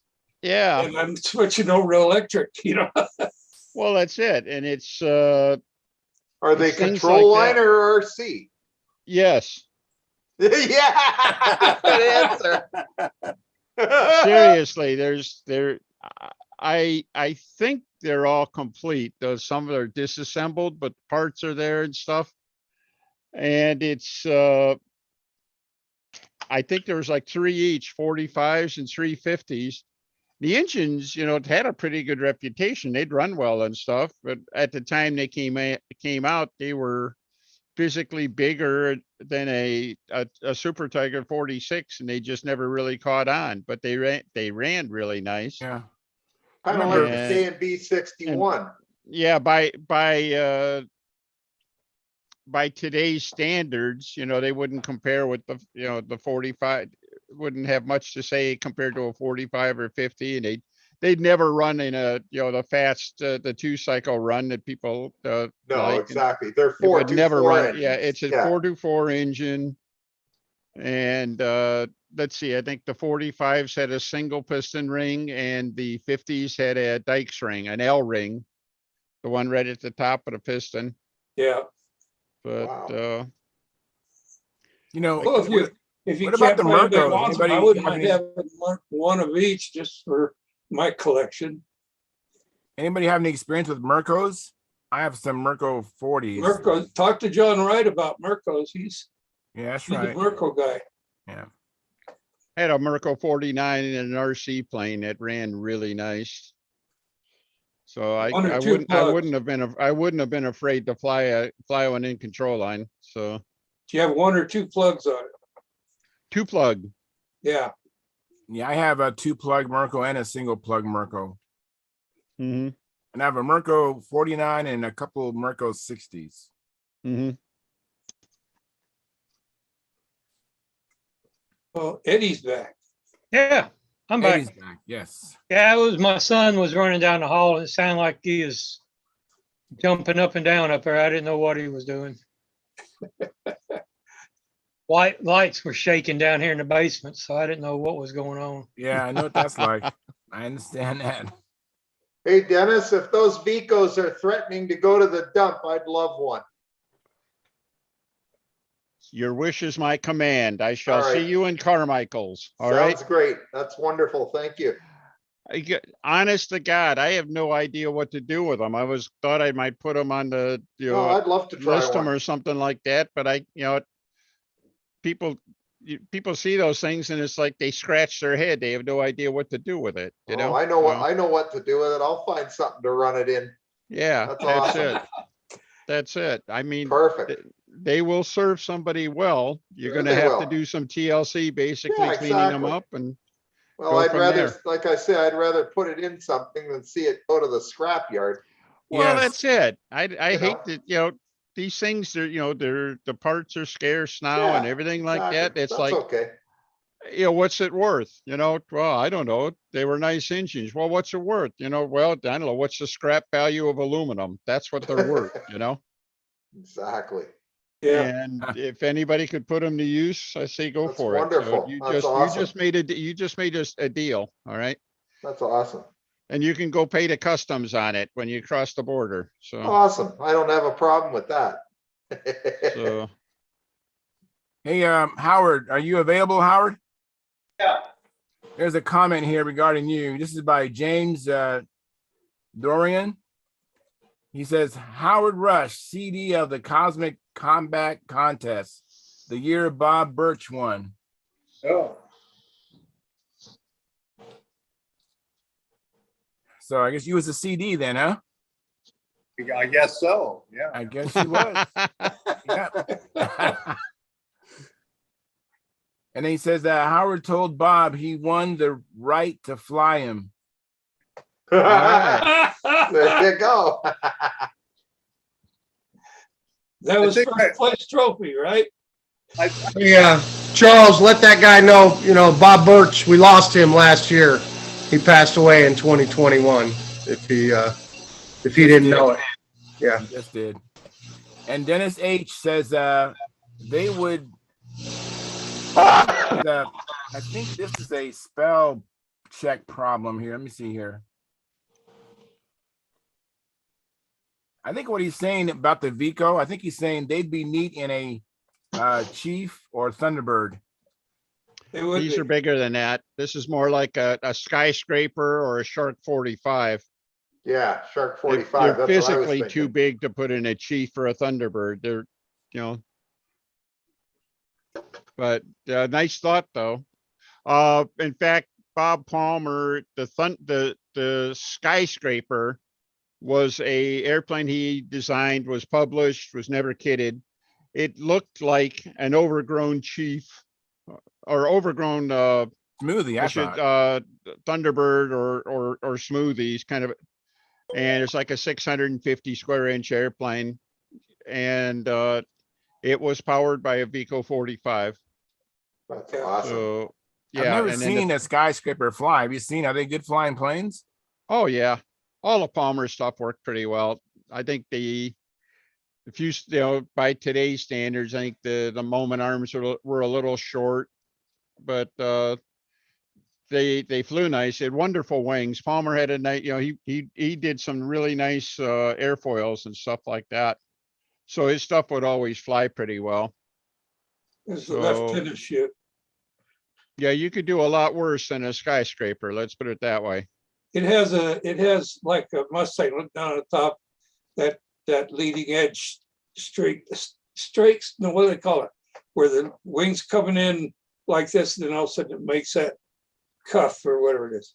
Yeah, he put a cuff at the leading edge on the skyscraper. Hey, Dennis, Yes, sir. the last time you were at Brodax, you brought out some plans that you gave away. Do you remember that? I remember it. Yeah. I think I got a Shark 45 plan out of that. The Jetco kit? Yeah, Plan? I don't know whether it was actually the Jetco plan, but it was for a Shark 45, and I think Dennis had one there, and I took it. Oh, very Yeah, I don't cool. remember. Yeah, I don't remember having one of those, but yeah. But anyway, Shark, I might just put that motor in that. I'll put that plan. I out tell on you the- what, you do that, you're going to be playing some serious classic stunt. I mean, that's going Yeah. to be era perfect, Yeah, bring me whatever motor you think will run best in that. That sounds great. I was looking at the Shark 45 plans. Yeah. But I can't, it doesn't specify what wood is what size on there because the plans were out of the kit and it's telling you the part numbers and not the size of the wood. Like, Is it what not a full-size plan? the size, No, the it's full a kit. It's a kit plan, I think. Oh, kit Well, plan, the kit- yeah, Yeah, the plan in the kit was full size in the Jetco kit. right. So you'd have to, I guess you'd have to You have to measure, measure it. yeah, you Yeah. measure them. Yeah. But measure it, or, even at this point, Cause- you go by whatever experience you have. Basically, you put an 1/8 inch body side with a plywood doubler on it. There's your Yeah. nose and, Exactly. like a 1/2 inch top and bottom block, I think. And then the turtle deck / fin was like, I think 16 sheet with a cap on it or something Yeah. like that. was the stab and elevator, was it 3/8 or you remember? Well, I'll you'd grab have the to look at plan I the got. plan. Hang on. I think it's a 1/2 inch, I think it's a 1/2 inch thick with a 16 top and bottom. Probably that had to- 3/8 with a 16 top and bottom. That'd make it Maybe. a 1/2 inch total. That makes more sense, actually. And James Dorian said, so sad to hear that as regarding Bob Birch. Mhm. So thanks, Mike. You know, somewhere I've got plans, either that or I got a file on a PDF file of the skyscraper, because I was going to draw that up, you know, in CAD at one point. So everything else got in the way, so it hasn't been done yet. Kind of like the map. I think I got the skyscraper from Kip Pocket Aeronautics. It was a good plane from what I was told. Gordon wanted to build one because he said he liked it so much. Well, John, you say you got it set up for lasers then? No, not yet. I never, everything else got in the way. So I still just have the PDF file. Oh, okay. Yeah. Yeah, I've got the magazine plan file. I've got the full size plan, but it's for me, it's easier to work with the magazine file. And I was going to just try to basically copy it over, That's piece what at I a time do. and stuff. And tedious as hell, but it'll get there. So Yeah, that's what I do. If all I've got some magazine plan, it's easy enough to scan it in and then, enlarge it to the size it needs to be. I always find something on it like a 2-inch wheel diameter, to scale it to. mhm. And then, like I say, it's tedious, but really, once you get going on it, it goes pretty fast. Mhm. The hard part is matching the airfoil. Yeah. That's the hard part. I generally take a file. Most of them use if they did anything other than a left tennis shoe, you generally use the NACA 4 digits. Yeah, I was trying to copy a plan for something. It was an elliptical wing, actually. It was the I'll think of it in a little bit. The real pretty airplane, the elliptical wing The from Lark? the fifth. Mirage? Lark? I said the Not Lark. the Lark. No, it was before that. The Anyhow, Mirage? what I found is that I started laying out the ribs. I started copying them, and then I started putting them in place, and realized nothing fit. Conquistador. Oh, That's what I was. Conquistador, yeah. Yes. Beautiful airplane. And I ended up, frankly, Scarlett, I ended up generating a new set of ribs through the elliptical transition. It was, I believe, constant chord out to about the half span of the wing, and then the ellipse kicked in, something like that. And Yeah. I did not trust what I was seeing, copying the ribs. That's, Yeah. I know you've encountered that. So. Oh, yes, the Electra. One of the ribs on the Electra was a quarter of an inch too narrow. Yeah, I see Shark 45. Hey, Dennis, is All right. that your writing? It's not mine. Okay. I thought that might have come from you, but maybe not. I just don't remember if I had a shark or not. But Yeah, I was talking about, I was looking at getting one of the Sharks because, I got that Greenhead 45. So the And that's plan what- I got is a Dixon plan. Oh, Dixon. Okay. Yeah, it's a Dixon plan. The flaps are 3/8 of an inch thick. The stab is 1/2 inch thick. There you go. I'd build that like we were talking, 3/8 with geo ribs in it and 1/16 balsa on top and bottom. Yeah, it's showing very thick ribs. They're like on this plan, the ribs are like 332 at least. This one's saying the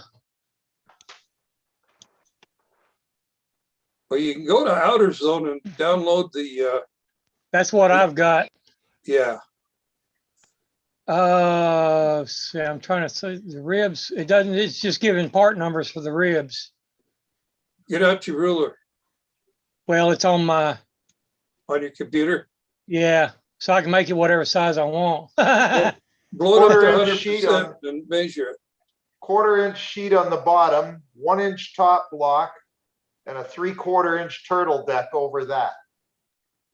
Oh, you have actual kit there, Dennis. Dennis has a Shark 45 Oh, kit. wow. Oh, wow. Let me see that, Gold. Dennis. Dennis, you're on, Gold. I made you big now. Let me see it, Dennis. All No, right. I have a kit myself, but not everybody's seen it one. Look at Oh, you got that. the plans there. Okay. Oh, he's gonna get the real plan out. That's it. Going for the gusto. You guys, James Coleman, he says, thanks, guys. Love the channel. Thank We you. need to, we need to have a big Shark 45 build. Yeah. Wow. Look at that. Yeah. Has Look at that that. got the, has he got the yardstick in there for the main, That spar? are cool. Yeah, one of the cool things about the Shark plan is the fuselage was long and they're trying to save paper. So they put the thing on a 30-degree angle On an across the angle. page. Then the other sheet, The first big modern stunter, it says. Yeah. Oh, that's Mhm. nice. 700 square inches. actually not. The Jetco specification 650. Oh, wow. And maybe So Tom Dixon's Dixon's is is different. 700. Well, Yeah, the one. He, what was the designer's name now? I Yeah, forget. Lou Lou McFarlane. McFarlane. McFarlane. Didn't he have a Super Shark that was bigger? yes. His original Shark, the one they won the Nationals with, I checked that. I don't know if it was his original one or not because he built several, but he flew it with a K&B Greenhead 45. All right. Holy cow. By today's standards, think LA 40. And seriously, but the thing about it is the engine was physically small and so was the Shark. It was real tight around the engine, a real nice little scoop. Let's see, what was it? An inch? Yeah, inch and 3/4 spinner. It was a pretty small airplane. And then later on, Lou made I thought it was 10% bigger. And at 650 squares, 10% on the area would make it about 710. Right? Yeah. Okay. Wow. Well, I remember an early VSC that he brought the big one and flew it at VSC. Mm-hmm. Yeah, I think Dave Sabon's Shark 45 campaign had a What's the span on the kit, Dennis? Believe it, 58 inches.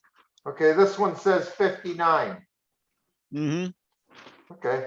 So here's what I got to go in it. hang on, Oh, you got Eddie. the greenhead, The yeah. greenhead, look at that. Good luck powering it with that little thing. The Wow. Greenhead 45, that's what it calls for in the plans. That's the real deal, baby. Wow. Yeah, but that's That'd probably be- not using the muffler.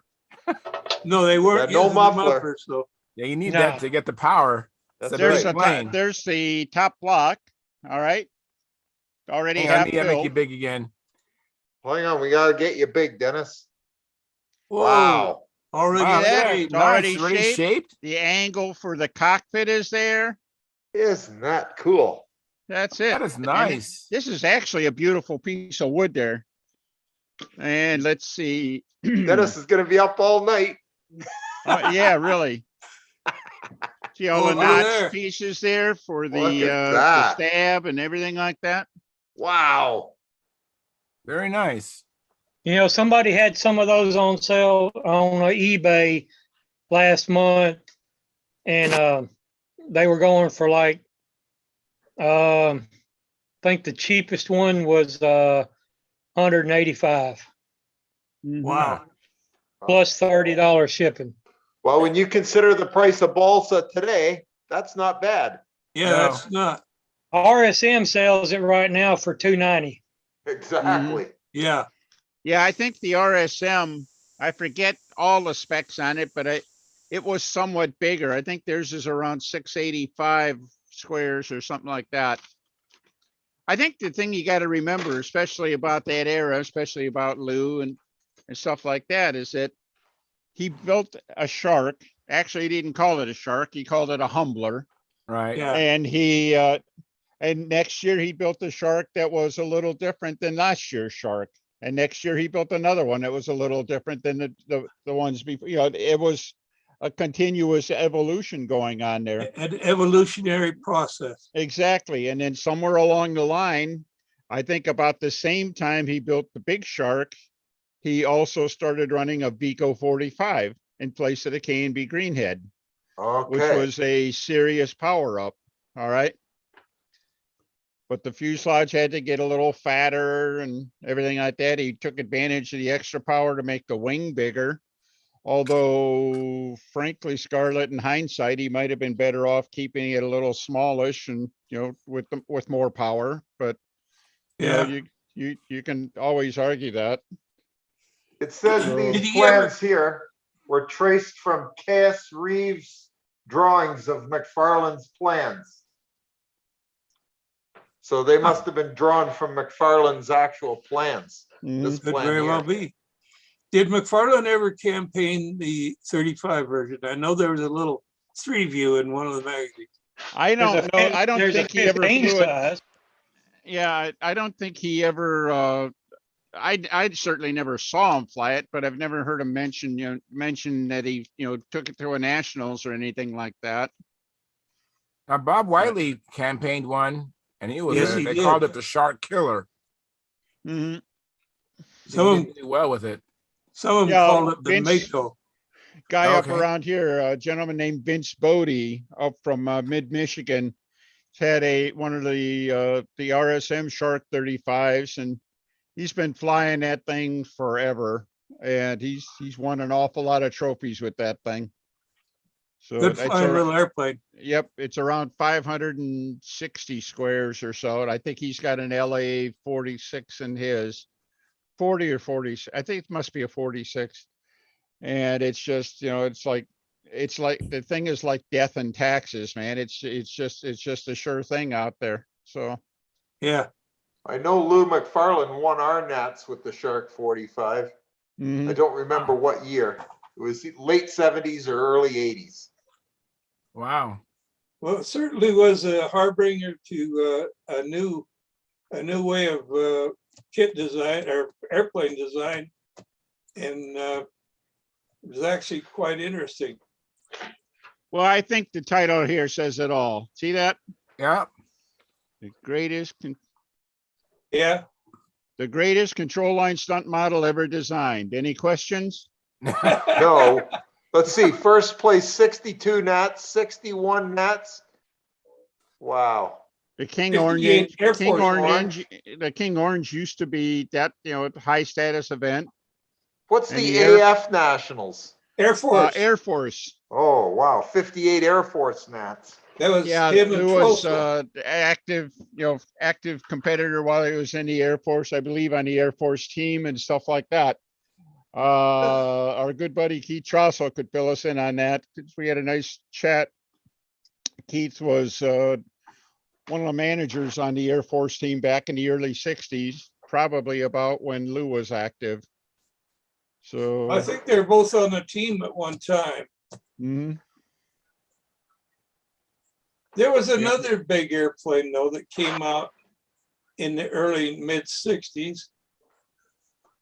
And I'm trying to remember what it was. Because that was when I got back from the Navy and my flying days were over because I got married right away. Hmm. And I didn't get back into it until 1980.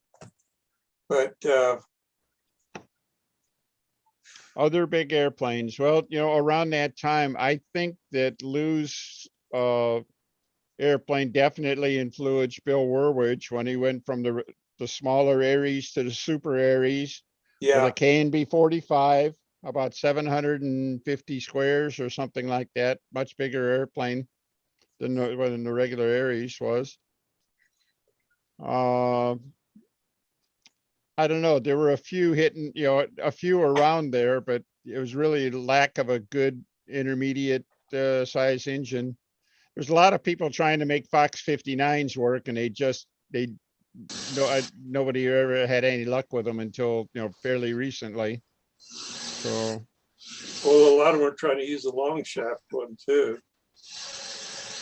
How you guys did it, you got me excited about building a Shark 45. You guys are killing me. You're killing me, all of you. I thought we got you yeah, excited last week, but I tell you no- what, maybe Len and I are gonna have the Midwest Shark event here. That would be pretty cool. We're We gonna have should. we're gonna have our own version of Shark Week here. Yeah, we All could right. do that.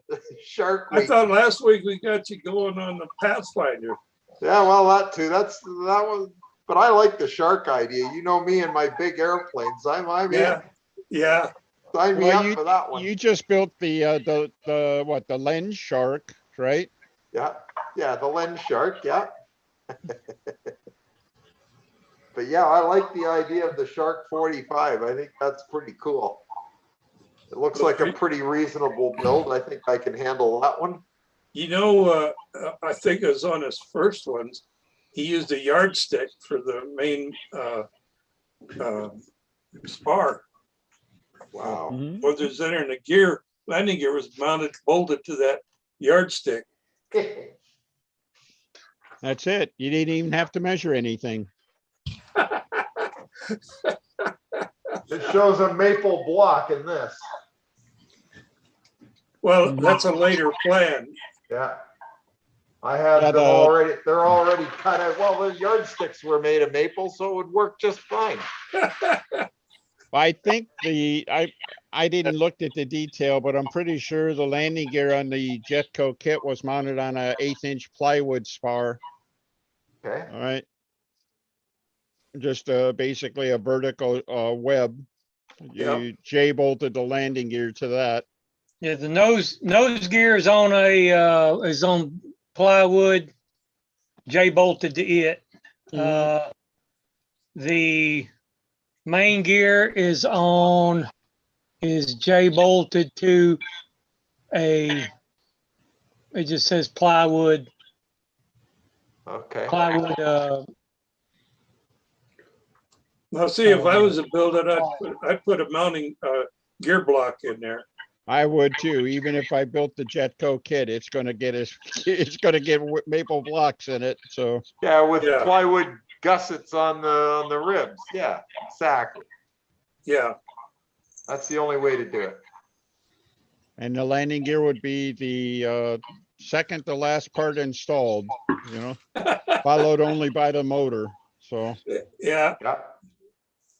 Oh, wow. Fantastic, Mike. Thank you. I was thinking about that handle. I just want to know how to make the pistol grip. I never had one. So I'm looking forward to. Oh, well, no, you spotlighted me. I was just showing just Charles is getting a care package Uh-oh. when I can drag my butt to the post office. Thank you. Appreciate Yeah. that, Mike. No I have problem. a question from the chat box. Dennis H is asking, how was the High Johnson Stuka? ? Hard to build.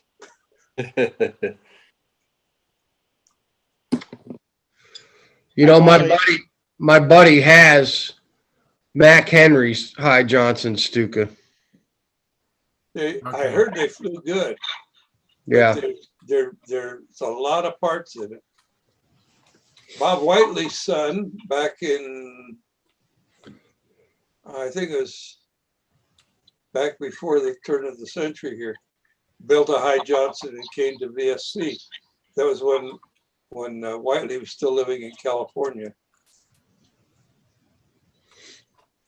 But I don't think he ever flew it. I don't remember seeing it fly.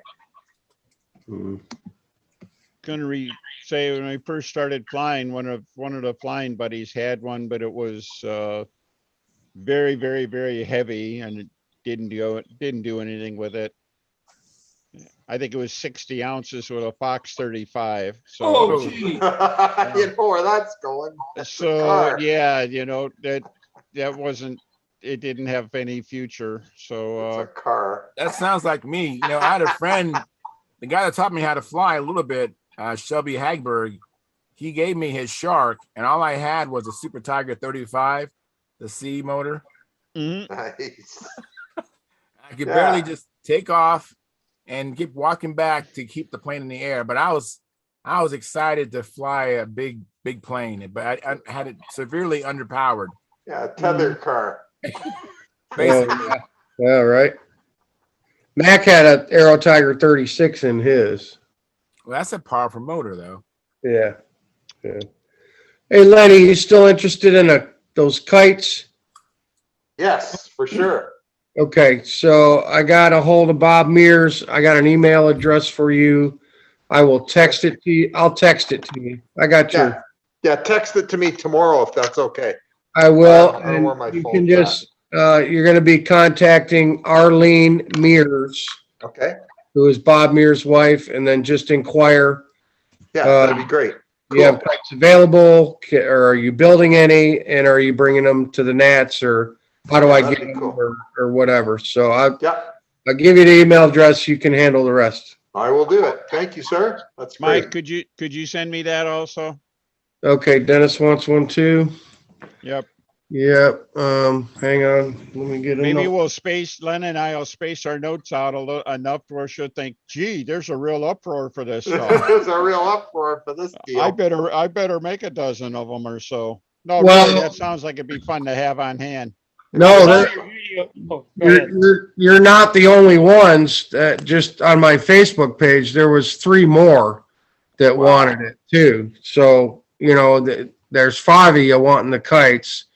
So Len and Dennis, was there anybody else on the Hangout? I thought somebody else on the Hangout said they wanted one, but I can't remember. But yeah, Might have been Phil Bailey, but might have been Phil. Okay. I'll get the emails to you. I'll text them to you tomorrow. Thanks, Mike. And, That's and awesome. you can just handle with Arlene. And like I said, Sure. they don't come to Brodex, but they do come to the Nats. And I don't know if she ships them or not. I don't know if shipping is an option, because the times I've always seen her advertise them was pick them up at the Nats. That was kind of her deal, Okay, So cool. Charles to make stunt kites. What was that, Howard? Charles Mackey kites. Oh, Charles Mackey. He made stunt kites. Yes, Oh, wow. Okay. I got some. They had Kevlar line. Now, is And, Charles Mackey still around? no, Okay. could you fly Charles Mackey's kites on a hot rock no, they had a broomstick broomstick? Okay. and with some reinforcement around where the Kevlar lines were tied, so they wouldn't wear out. So they would have. How big was the broomstick? It was about 18. Oh, okay. So like a normal dual line stunt kite that flies on a bar or has the hand grips or whatever. What's cool about It looked like a control line airplane. Yeah, but what's cool about Arlene's kites is they fly on a hot rock Okay. handle. So I mean, literally, it's a hot rock handle. You know, 4-inch. Provided, Is Oh it my what? God. Does that mean I gotta go find a hot rock handle too? So, No. Well, any handle with a 4-inch spacing will work. Yeah, Yeah. exactly. You know, I mean, if you put it on a traditional kite bar with 12 or 14-inch spacing, you wouldn't be able to fly the damn thing. Yeah, man. it's too sensitive. Yeah. Exactly. Yeah. That's your elevator or stab there hanging behind you, Howard? That's a wing. That's the wing? Wing. Wow. Okay. Cool. Yeah, the scale is off. I thought that was like a stab. Excuse me, I've got to go. Sure. All right.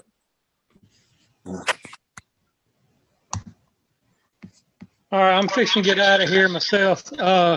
Hey, John, I've come up with a color scheme for that JB special. oh yeah, I found a picture of a open cockpit biplane that was it's like either a cream or off-white with burgundy top to it. That was It was a- really cool looking. Yeah, that was a relatively common color scheme for, at one point. It was Diana cream. Right, that's why I want to go with the open wing or open cockpit with the stringers the wrapped stringers, that style and air or whatever. I want to kind of give it the class, that classic look. Yeah, But I saw that biplane. It was a RC biplane with a 82-inch wingspan, but it really looked cool. you thinking about scallops on the leading edge in maroon and the Diana cream one? Yeah, I don't know. Like I say, I'll figure out something. I'll draw up something, but I want it to fit the plane, Yeah. But Well, I think that'd be an awful nice looking setup. You could do like a Waco and run a couple of maroon lines from the front to the back and do the cowl area and that in the maroon. There's some really neat things you could do on that. right. What I'll probably do is try to trace out the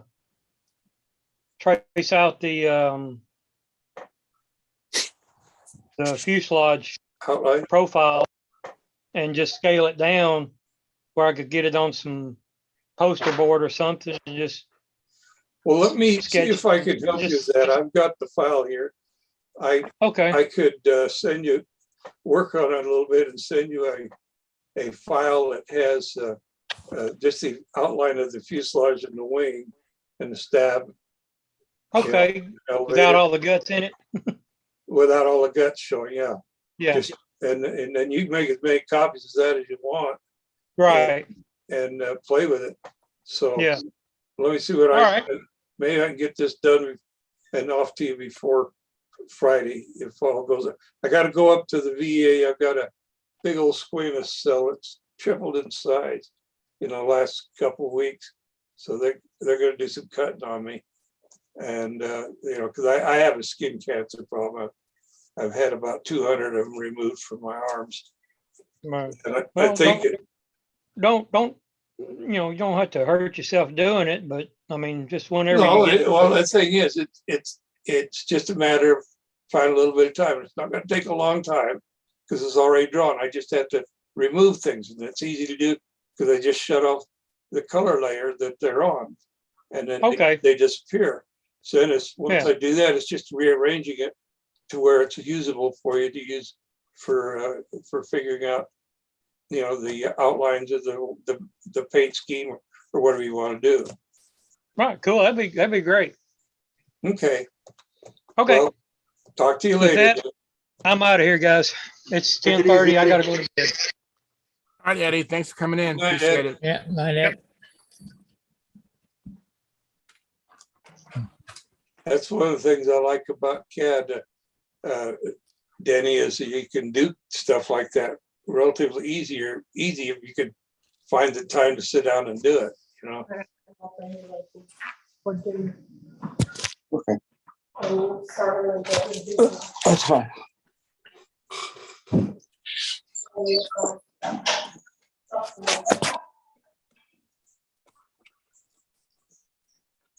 Howard, what little bit I got to see that looked good. What is it? Oh, it's a new impact. Cool. That's looking nice. It has a lot of colors on it, so I'm peeling off little pieces of mask and tuning them and covering them up and painting them back. You having it stay pretty good, or are you getting a paint pull up or what? A little bit. I hate it when that happens, Yeah. Especially when you try so hard to do everything right and then it still pulls up. It's like, oh. But that's part of the price you pay for good multicolored schemes like that.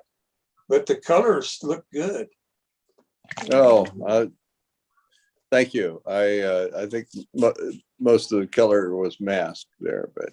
Oh, well, I saw a lot of color there. They looked good. Okay. What I mean is the color balance there. I don't know if you used a color wheel or what, but it looked well balanced. Well, it won't when it's done. Okay, I'll shut up. Uh, Not like your Torino there in the background. That's one of my favorites. Oh, I love that Torino. I feel so bad about the fact that I had problems. I've had problems apparently for a long time. I make my own flap horns, and the darn things come unsoldered. Ah, I've had that happen on like 4 planes, and so I found out I've been using the normal silver solder that only has about less than 2% silver in it, and that's what the problem is. no. So I've got to cut into the fuselage and get in there, and I'm not sure if all of, because I had to make up 3 flap horns for it, 1 in the center and 1 at each of the tail booms, and then there's two elevator horns. That's a lot of horns. That sucks. Yeah. Yeah, Robert? well, and when you can't trust the solder joint, you know, I was fortunate. I felt it slip when I was flying it, so I stopped maneuvering and just Sure. flew out level and landed it, because I didn't want. I really love that airplane. I wanted to build one for like 10 years, and it was interesting because when I laid it out on the computer to set it up for laser cutting, I noticed a couple of things that I changed, like because the wing is slightly swept back, it winds up that you have to have each of those sides of the booms. One is longer than the other because it has to fit the tapers. And so I just had them, I laid them out to be cut that way. So you got a right or inside and an outside piece for the tail booms. And if you turn them around the other way, your tail booms are going to be splayed out. But if you did it like the original plan was, one of the side of the tail boom was going to be short.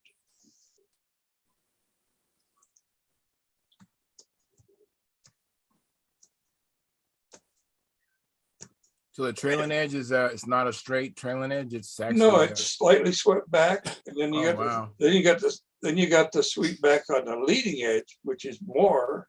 Mhm. And yeah, so you know, it was a little bit of project, but it worked out. The thing with flying that is that fuselage and those tail booms are so skinny, and then you got those sweeping rudders on it. So when you're flying it, and the dark colors that I use, it's a dark blue. It's not black. It's a dark blue, and that dark blue looks black from the handle. Mhm. You go along, and it looks like you're flying a black toothpick. It does. A black Like a combat toothpick. wing. Yeah, and it's it was unsettling when the first time I flew it. I bet. Hey Bob, thanks for coming in. Hey, my pleasure, guys. Sorry I haven't been around the last couple of weeks. Things have just been kind of hectic. No Caught a little problem. bit of you on the tube, but not too much. We was worried they came and got you, you know. Life gets in the way of model airplanes sometimes. Oh, well, we won't even talk about the weather or anything. So I finally got a chance, took the time today. It's been IFR all day or low IFR. So I worked on models a bit. What'd you work on? So, Any well, I got progress? I finished up the trim pretty much on the wings and stab on that vector. So it's sort of in the final mock-up stage, and then I'll do the Oh, trim on the nice. fuse when it's assembled. Oh, So I that's can looks ferret good. it all in. So it's That looks coming pretty. along okay. That's nice. Looks nice. Yeah. I haven't quite decided on final trim. I'm thinking about inboard of the stripes a little bit. Maybe Mhm. do some black and white or black checkerboards, or I might do RCAF roundels too. I'm not sure. Yeah. I'll see what it looks like when it's assembled and go from there. So a work in progress, but it's coming along just a lot slower. I'm about 3 weeks behind where I hope to be, but that's life. That's models. That's life. Oh, yeah. I look for a 2 3/4 inch 3-blade spinner for you, Charles, and I don't have anything in my stash. And I phoned around. Paul doesn't even have any in his. So Yeah, I know. sorry, I tried for you, buddy. I appreciate it. It's an oddball. I know it's very rare. I've come across people who have them, but they're just not willing to part with them. They're on planes. Yeah, And if I you don't want to blame like them. 2 1/4 or 3 I know. inch, 2 1/2, yeah, I've got those, but nothing 2 3/4. Yeah, I know it's kind of a pain. I might just break down and get an aluminum one.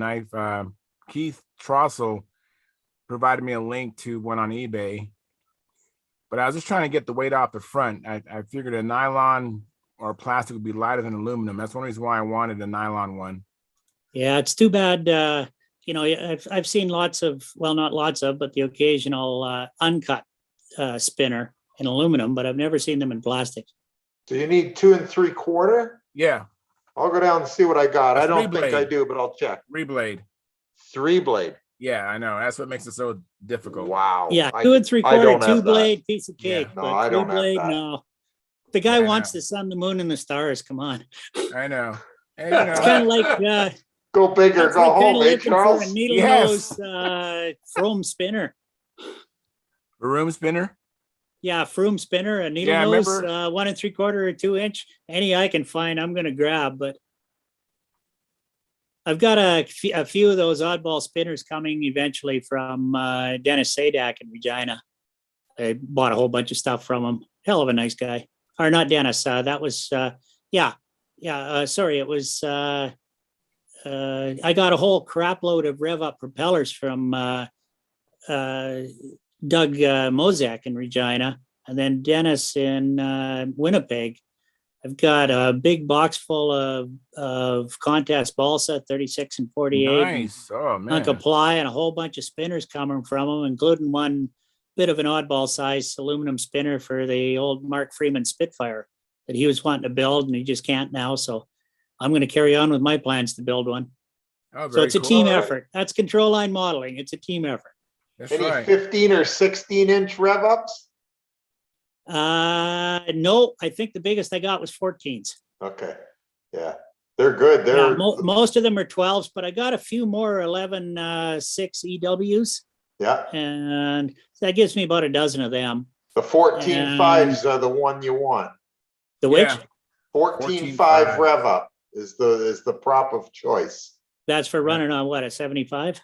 Yeah, well, yeah, 75 or up. Yeah, 14.5 rev ups are good. I remember him props. talking about him. Wendy talked about him on the Super Tiger 60. Most definitely. 14.5. Yeah, you cut them down for a 60. Well, I'm thinking for my 56s, and I'll probably grab another. Oh, I scored another 56 also. It's worth it just for the needle valves that are in it. It's got the carburetor, but it's got 2 standard Super Tiger needle valves. Nice. I got the engine for $20, so if it's junk, That's a so what? steal. It's worth it for parts for me. That's Wow. I actually have a 56. Yeah, they say that's one of the biggest kept secrets in stunt. Super Tiger 56. I think mine's a little tired though. I've Yeah, only parts- run it on a block. I've never run it on an airplane. Parts are non-existent for them, so bearings are easy, but piston Beyond rings. that, yeah, you're done. They had 3 different versions of them that I know of. One was a lapped cylinder piston, one was single ring, and one was 2 ring. The 2 that I've got here in my house, one is a 1 ring and one is a 2 ring, and I don't know about the one I just got. I dropped it off with Paul to go through it. So it'll be whatever it is. Yeah. And the nice thing about it is, if I need a replacement, a Super Tiger 60 or some of the PAs are just drop-ins. I think some of the jets might be too. Yep. I think so. Let me say hi to these guys that came in. Steve Hines, thanks for coming in. And Bob Grower, thank you for coming in, Bob. Appreciate that. Hi, guys. Good, Steve. And Hey, Bob. Bob. So to Mike, he has a question. He says, anyone heard of a Hornet spark engine with mag? The mag has to be rare. The Hornet was I think that was like the king of the tethered race cars. Oh, okay. predominant. They of course put them in airplanes too, but back in the day, I think the real development was happening in the race car tracks. They used to run them on a tether, and all the big engines I think came out of that, the Duelings and Hornets and whatever else. Wow. Yeah. They've got a operating track. I think it's one of the last, if not the last, in the United States for those cars, running at Whittier Narrows. Yeah. I was there one day when they were running. I was really impressed. Yeah, They they ran. really move. Yeah, they ran their nationals in Anderson, Indiana, just south of Muncie, a couple of years ago. Apparently, there's a track there I've never seen, but Wow. yeah, Are they they're still out there. running tethered boats? Because They're I still saw running videos tethered? on tethered boats. Man, those are wild. I never saw a tethered boat, but that would be wild. So Hey, well, before I run away, John, is this the color of clear coating you were wanting? It's yellow? Yeah. Okay, I picked up a roll. I chopped off that much because I used it to cover the canopy on my Vector. How much do you need? Because John had this and one other roll. Well, I could probably do with one roll, but I wouldn't mind Okay. having two. Yeah, I never measured how long the rolls are. I think they're 6 foot, a typical monocoat type thing. Yeah. Okay, I'll get his other roll from him when I'm down there this week, and I'll just package them up and mail them to you then if you want. I appreciate that. What kind Tell of you film what. is that? That's that balsa coat, which Okay. is very much like what the hell, not the monocoat, but the Ultra coat? ultra coat. Yeah, apparently it's very much like that. I've never used ultra coat, but guys that have used this say it's pretty much the same. Yeah. It's handling with it. It strikes me as kind of a cross between the old solar film and the original super monocoat, just to work with. Yeah. Well, you said that down. Maybe we can do a swap. When I get your address, I can set something back. Sure. Well, maybe I should have that spare monocoat iron on hand then or something. That's what I was thinking. Sure. I'll pick up that other roll. It sounds like a fair trade because these are $20 a pop Canadian. So, Yeah. whatever. It'll work out about the same. Yeah. Okay. I'll do that. Okay. You got my address? No, I don't. If you could PM that to me, that'd be great. Okay. What PM you on Stunthangar? On Stunthangar, that'd be just fine. Yeah. What's your? It's just under Robert Whitley. Okay, Robert Whitley. I didn't know if you had a username or not. No, I'm not into all that skullduggery stuff. Yeah, I know. The Yeah, only I'll username PM I've you. got is on YouTube. I'm old control line pilot. Was that you? Yeah, that's me. Oh, okay. Well, I'll send you a PM on the hangar. Sure. It worked out pretty good for me too. That LA65 that I figured was a boat anchor Yeah. with muffler and stuff that I paid bugger all for. I traded it with John for $120 worth of stuff. He figured that was fair. Okay, you got an engine because he likes those for some reason. So this gives him a third one. Gets it out of my drawer. Very cool. Yeah, I ended up with some of those what the heck mufflers where I'll grab one here. Is that the one with the whole middle?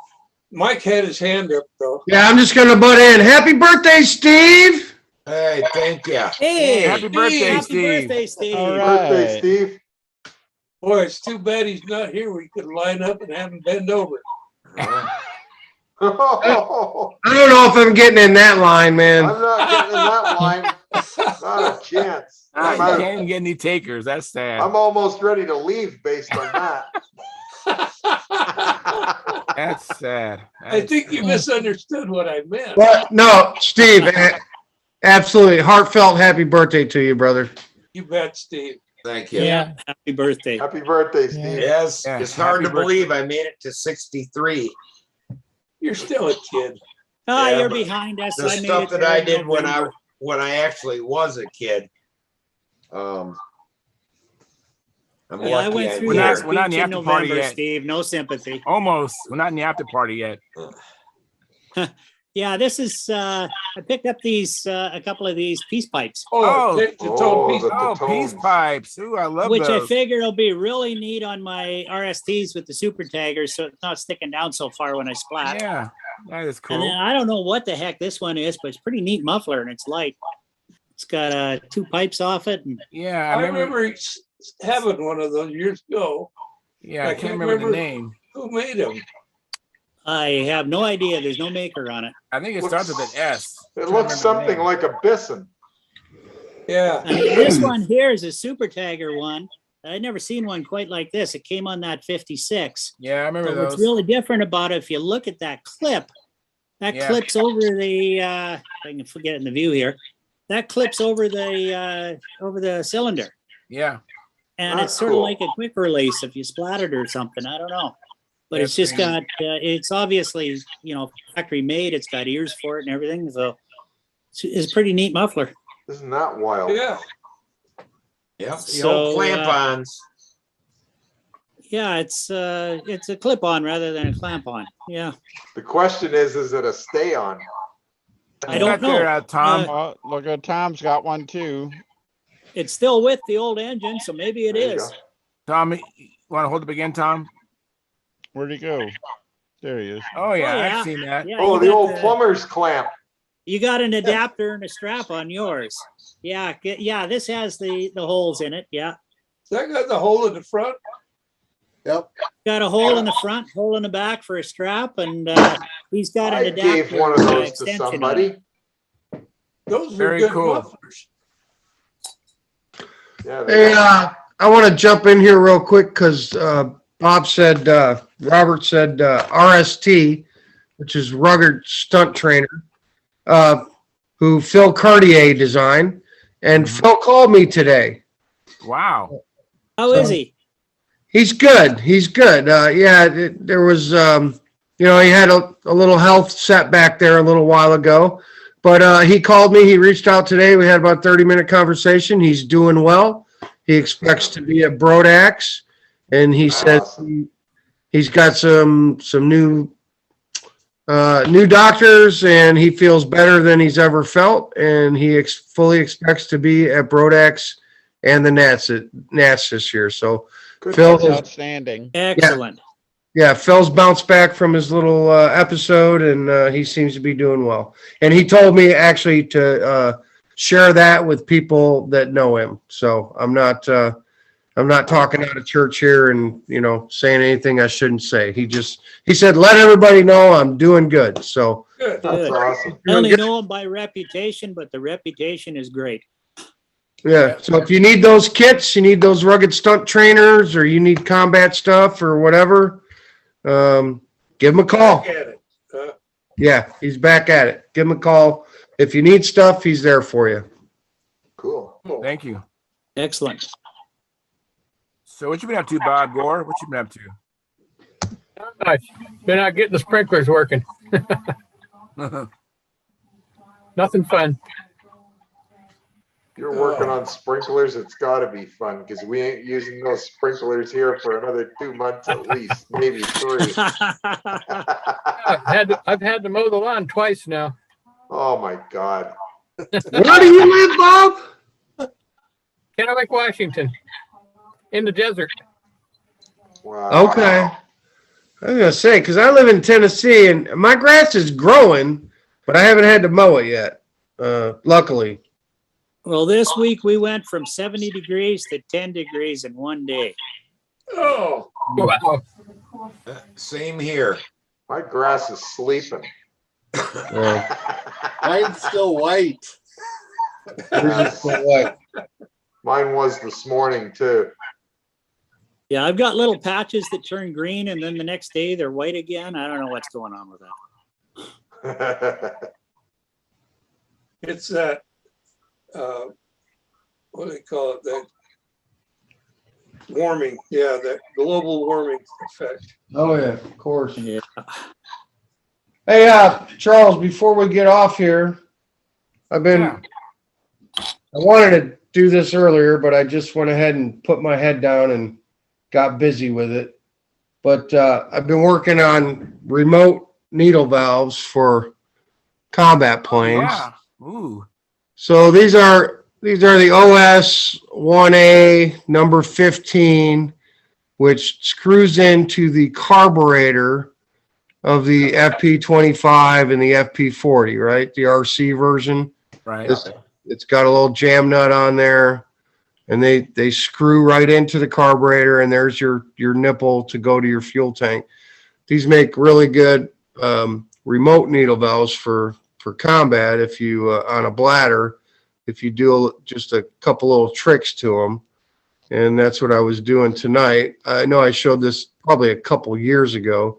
And those are But cool though. The result is what I end up doing. So the needle looks like this when you start with it. See the little head on the needle? Yeah, I see that. Yeah. Yeah. Okay, that's just a press fit in there, right? Right. Okay. It's just pressed in. And the other thing is it has a pretty, I'm trying to hold this has a pretty fat taper on it, right? It's Right. not very thin. It's pretty fat. Well, you can take this and stick it in a socket and then put it in your drill press and use the head of your drill press and then your arm Push it down. push this pin down all the way so it's flat. Mm-hmm. So it's flat with the top.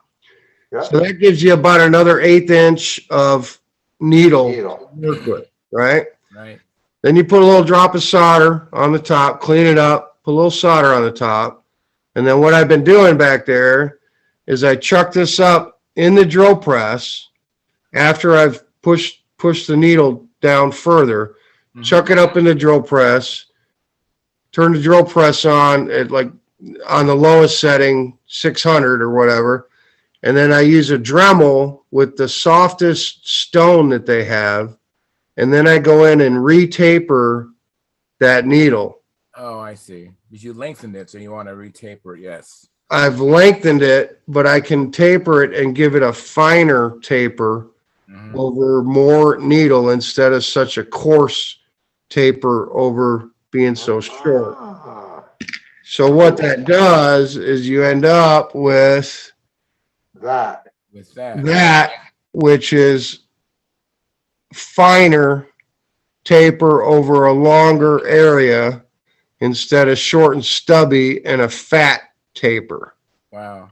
Which on a bladder, we all know, one click either way with a fat needle might be too much. Yeah.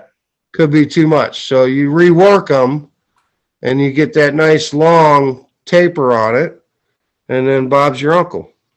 Yeah. Very cool. Yeah, the guys I fly combat with, Greg Hill and Stuart Mossman and Sean Day, they try to get those needles as much as they can. Yeah, the OS. Yeah, I buy them at RC swap meets on junked out FPs or just guys that have boxes full of carburetor parts. Right. I'll buy a carburetor for $1 or $2 just to get that. Sure. Exactly. Because it's a great find. I've been doing something with those. Thank you, Mike, for showing us that. I appreciate it. Well, just real quick too, the other thing also, if anybody likes running a remote needle, on their back plate, I don't know why anybody would, but there are guys out there that like to run remote needles. Mm-hmm. This is a much better option than the OS needle that comes with the LAs and stuff. Oh, they're right. lousy. Yeah, because those are very coarse. They're like super fat taper on them, man. Yeah. You just cannot get. So if you chuck that out and put one of these on there, it's better than what they're putting out these days. Absolutely. I take those and make a threaded hole in a venturi. And and I make a spigot. Yeah, that's absolutely. Halfway into the hole, and they work really good. Yep. Well, and if I don't know if you need, I think our little modification there would be even beneficial to Stunt as well. Absolutely. I only do it because the way they come, running them on a bladder, sometimes one click either way is Yeah. too much or too little. But I think it would be beneficial for Stunt too if you tapered that needle and it was finer's always better, right? Absolutely. Yeah. So, Great idea. anyway, that's what I've been doing tonight. I put together about 9 of them tonight I worked on. So You know, Wow. speaking of needles, I'm actually swapping my needle on my Stalker 81 for a PA needle, just because I just tired of the Stalker needle. It's just not. It has a little steel. What do you call that thing? It just kind of steel thing that has a little hump on it, and the needle has a little bit of a. What do you call it? It's like a stopper. Yeah, so I'm changing that needle out just so it'll stay still. I'm just afraid that my Stalker is it's not loose, but it's just such a light touch, and the PA needle is much better. Anyways, Speaking I'm of going- Stalker, is there any word on the maker of Stalker on how he's making out in Kiev or what's up with him? I haven't heard anything about her from him since, about the first week. I know there's a GoFundMe page for him. So it doesn't Yeah. sound good. Yeah, a buddy of mine has a search and rescue company in Alberta here, and he took himself and 8 of his people. They're all, most of them are ex-military. Took himself and 8 of his people to go over to Kiev, and they're digging out survivors and bodies now. Wow. We're wishing them all the best in our Good hearts and for prayers. them. Yeah. Absolutely. Hey Well, guys, it's certainly hope- 9:01. I'm gonna end the live stream just for my audience or our audience. We're not going away. We're just gonna end the live stream. But if you want to come on in here, come on in the Stunthangar forum. Go to the At the Bench, and there's a link there with today's date, and you'll be in here. So You gotta be a member of the forum, though. you have to be a member of the forum. Thank you, John. Yeah, because the At the Bench will not appear unless you are logged in as a member. Anyways, we had a pretty good night. I love tonight. You know, Monday nights is sometimes they're on par with Friday nights. This was a very good show. A lot of good show and tells. A lot of great information. A lot of activity on the chat box, and we had a super chat of $25 from Rick Wallace, which we appreciate. And today's Monday. We're back Friday. I don't think I'm gonna be doing any flying, but maybe I might do it in the shop. Hopefully, please do something in the shop. Go flying, do something, come back Friday and share that with us. And that'd be wonderful. So we will see you Friday.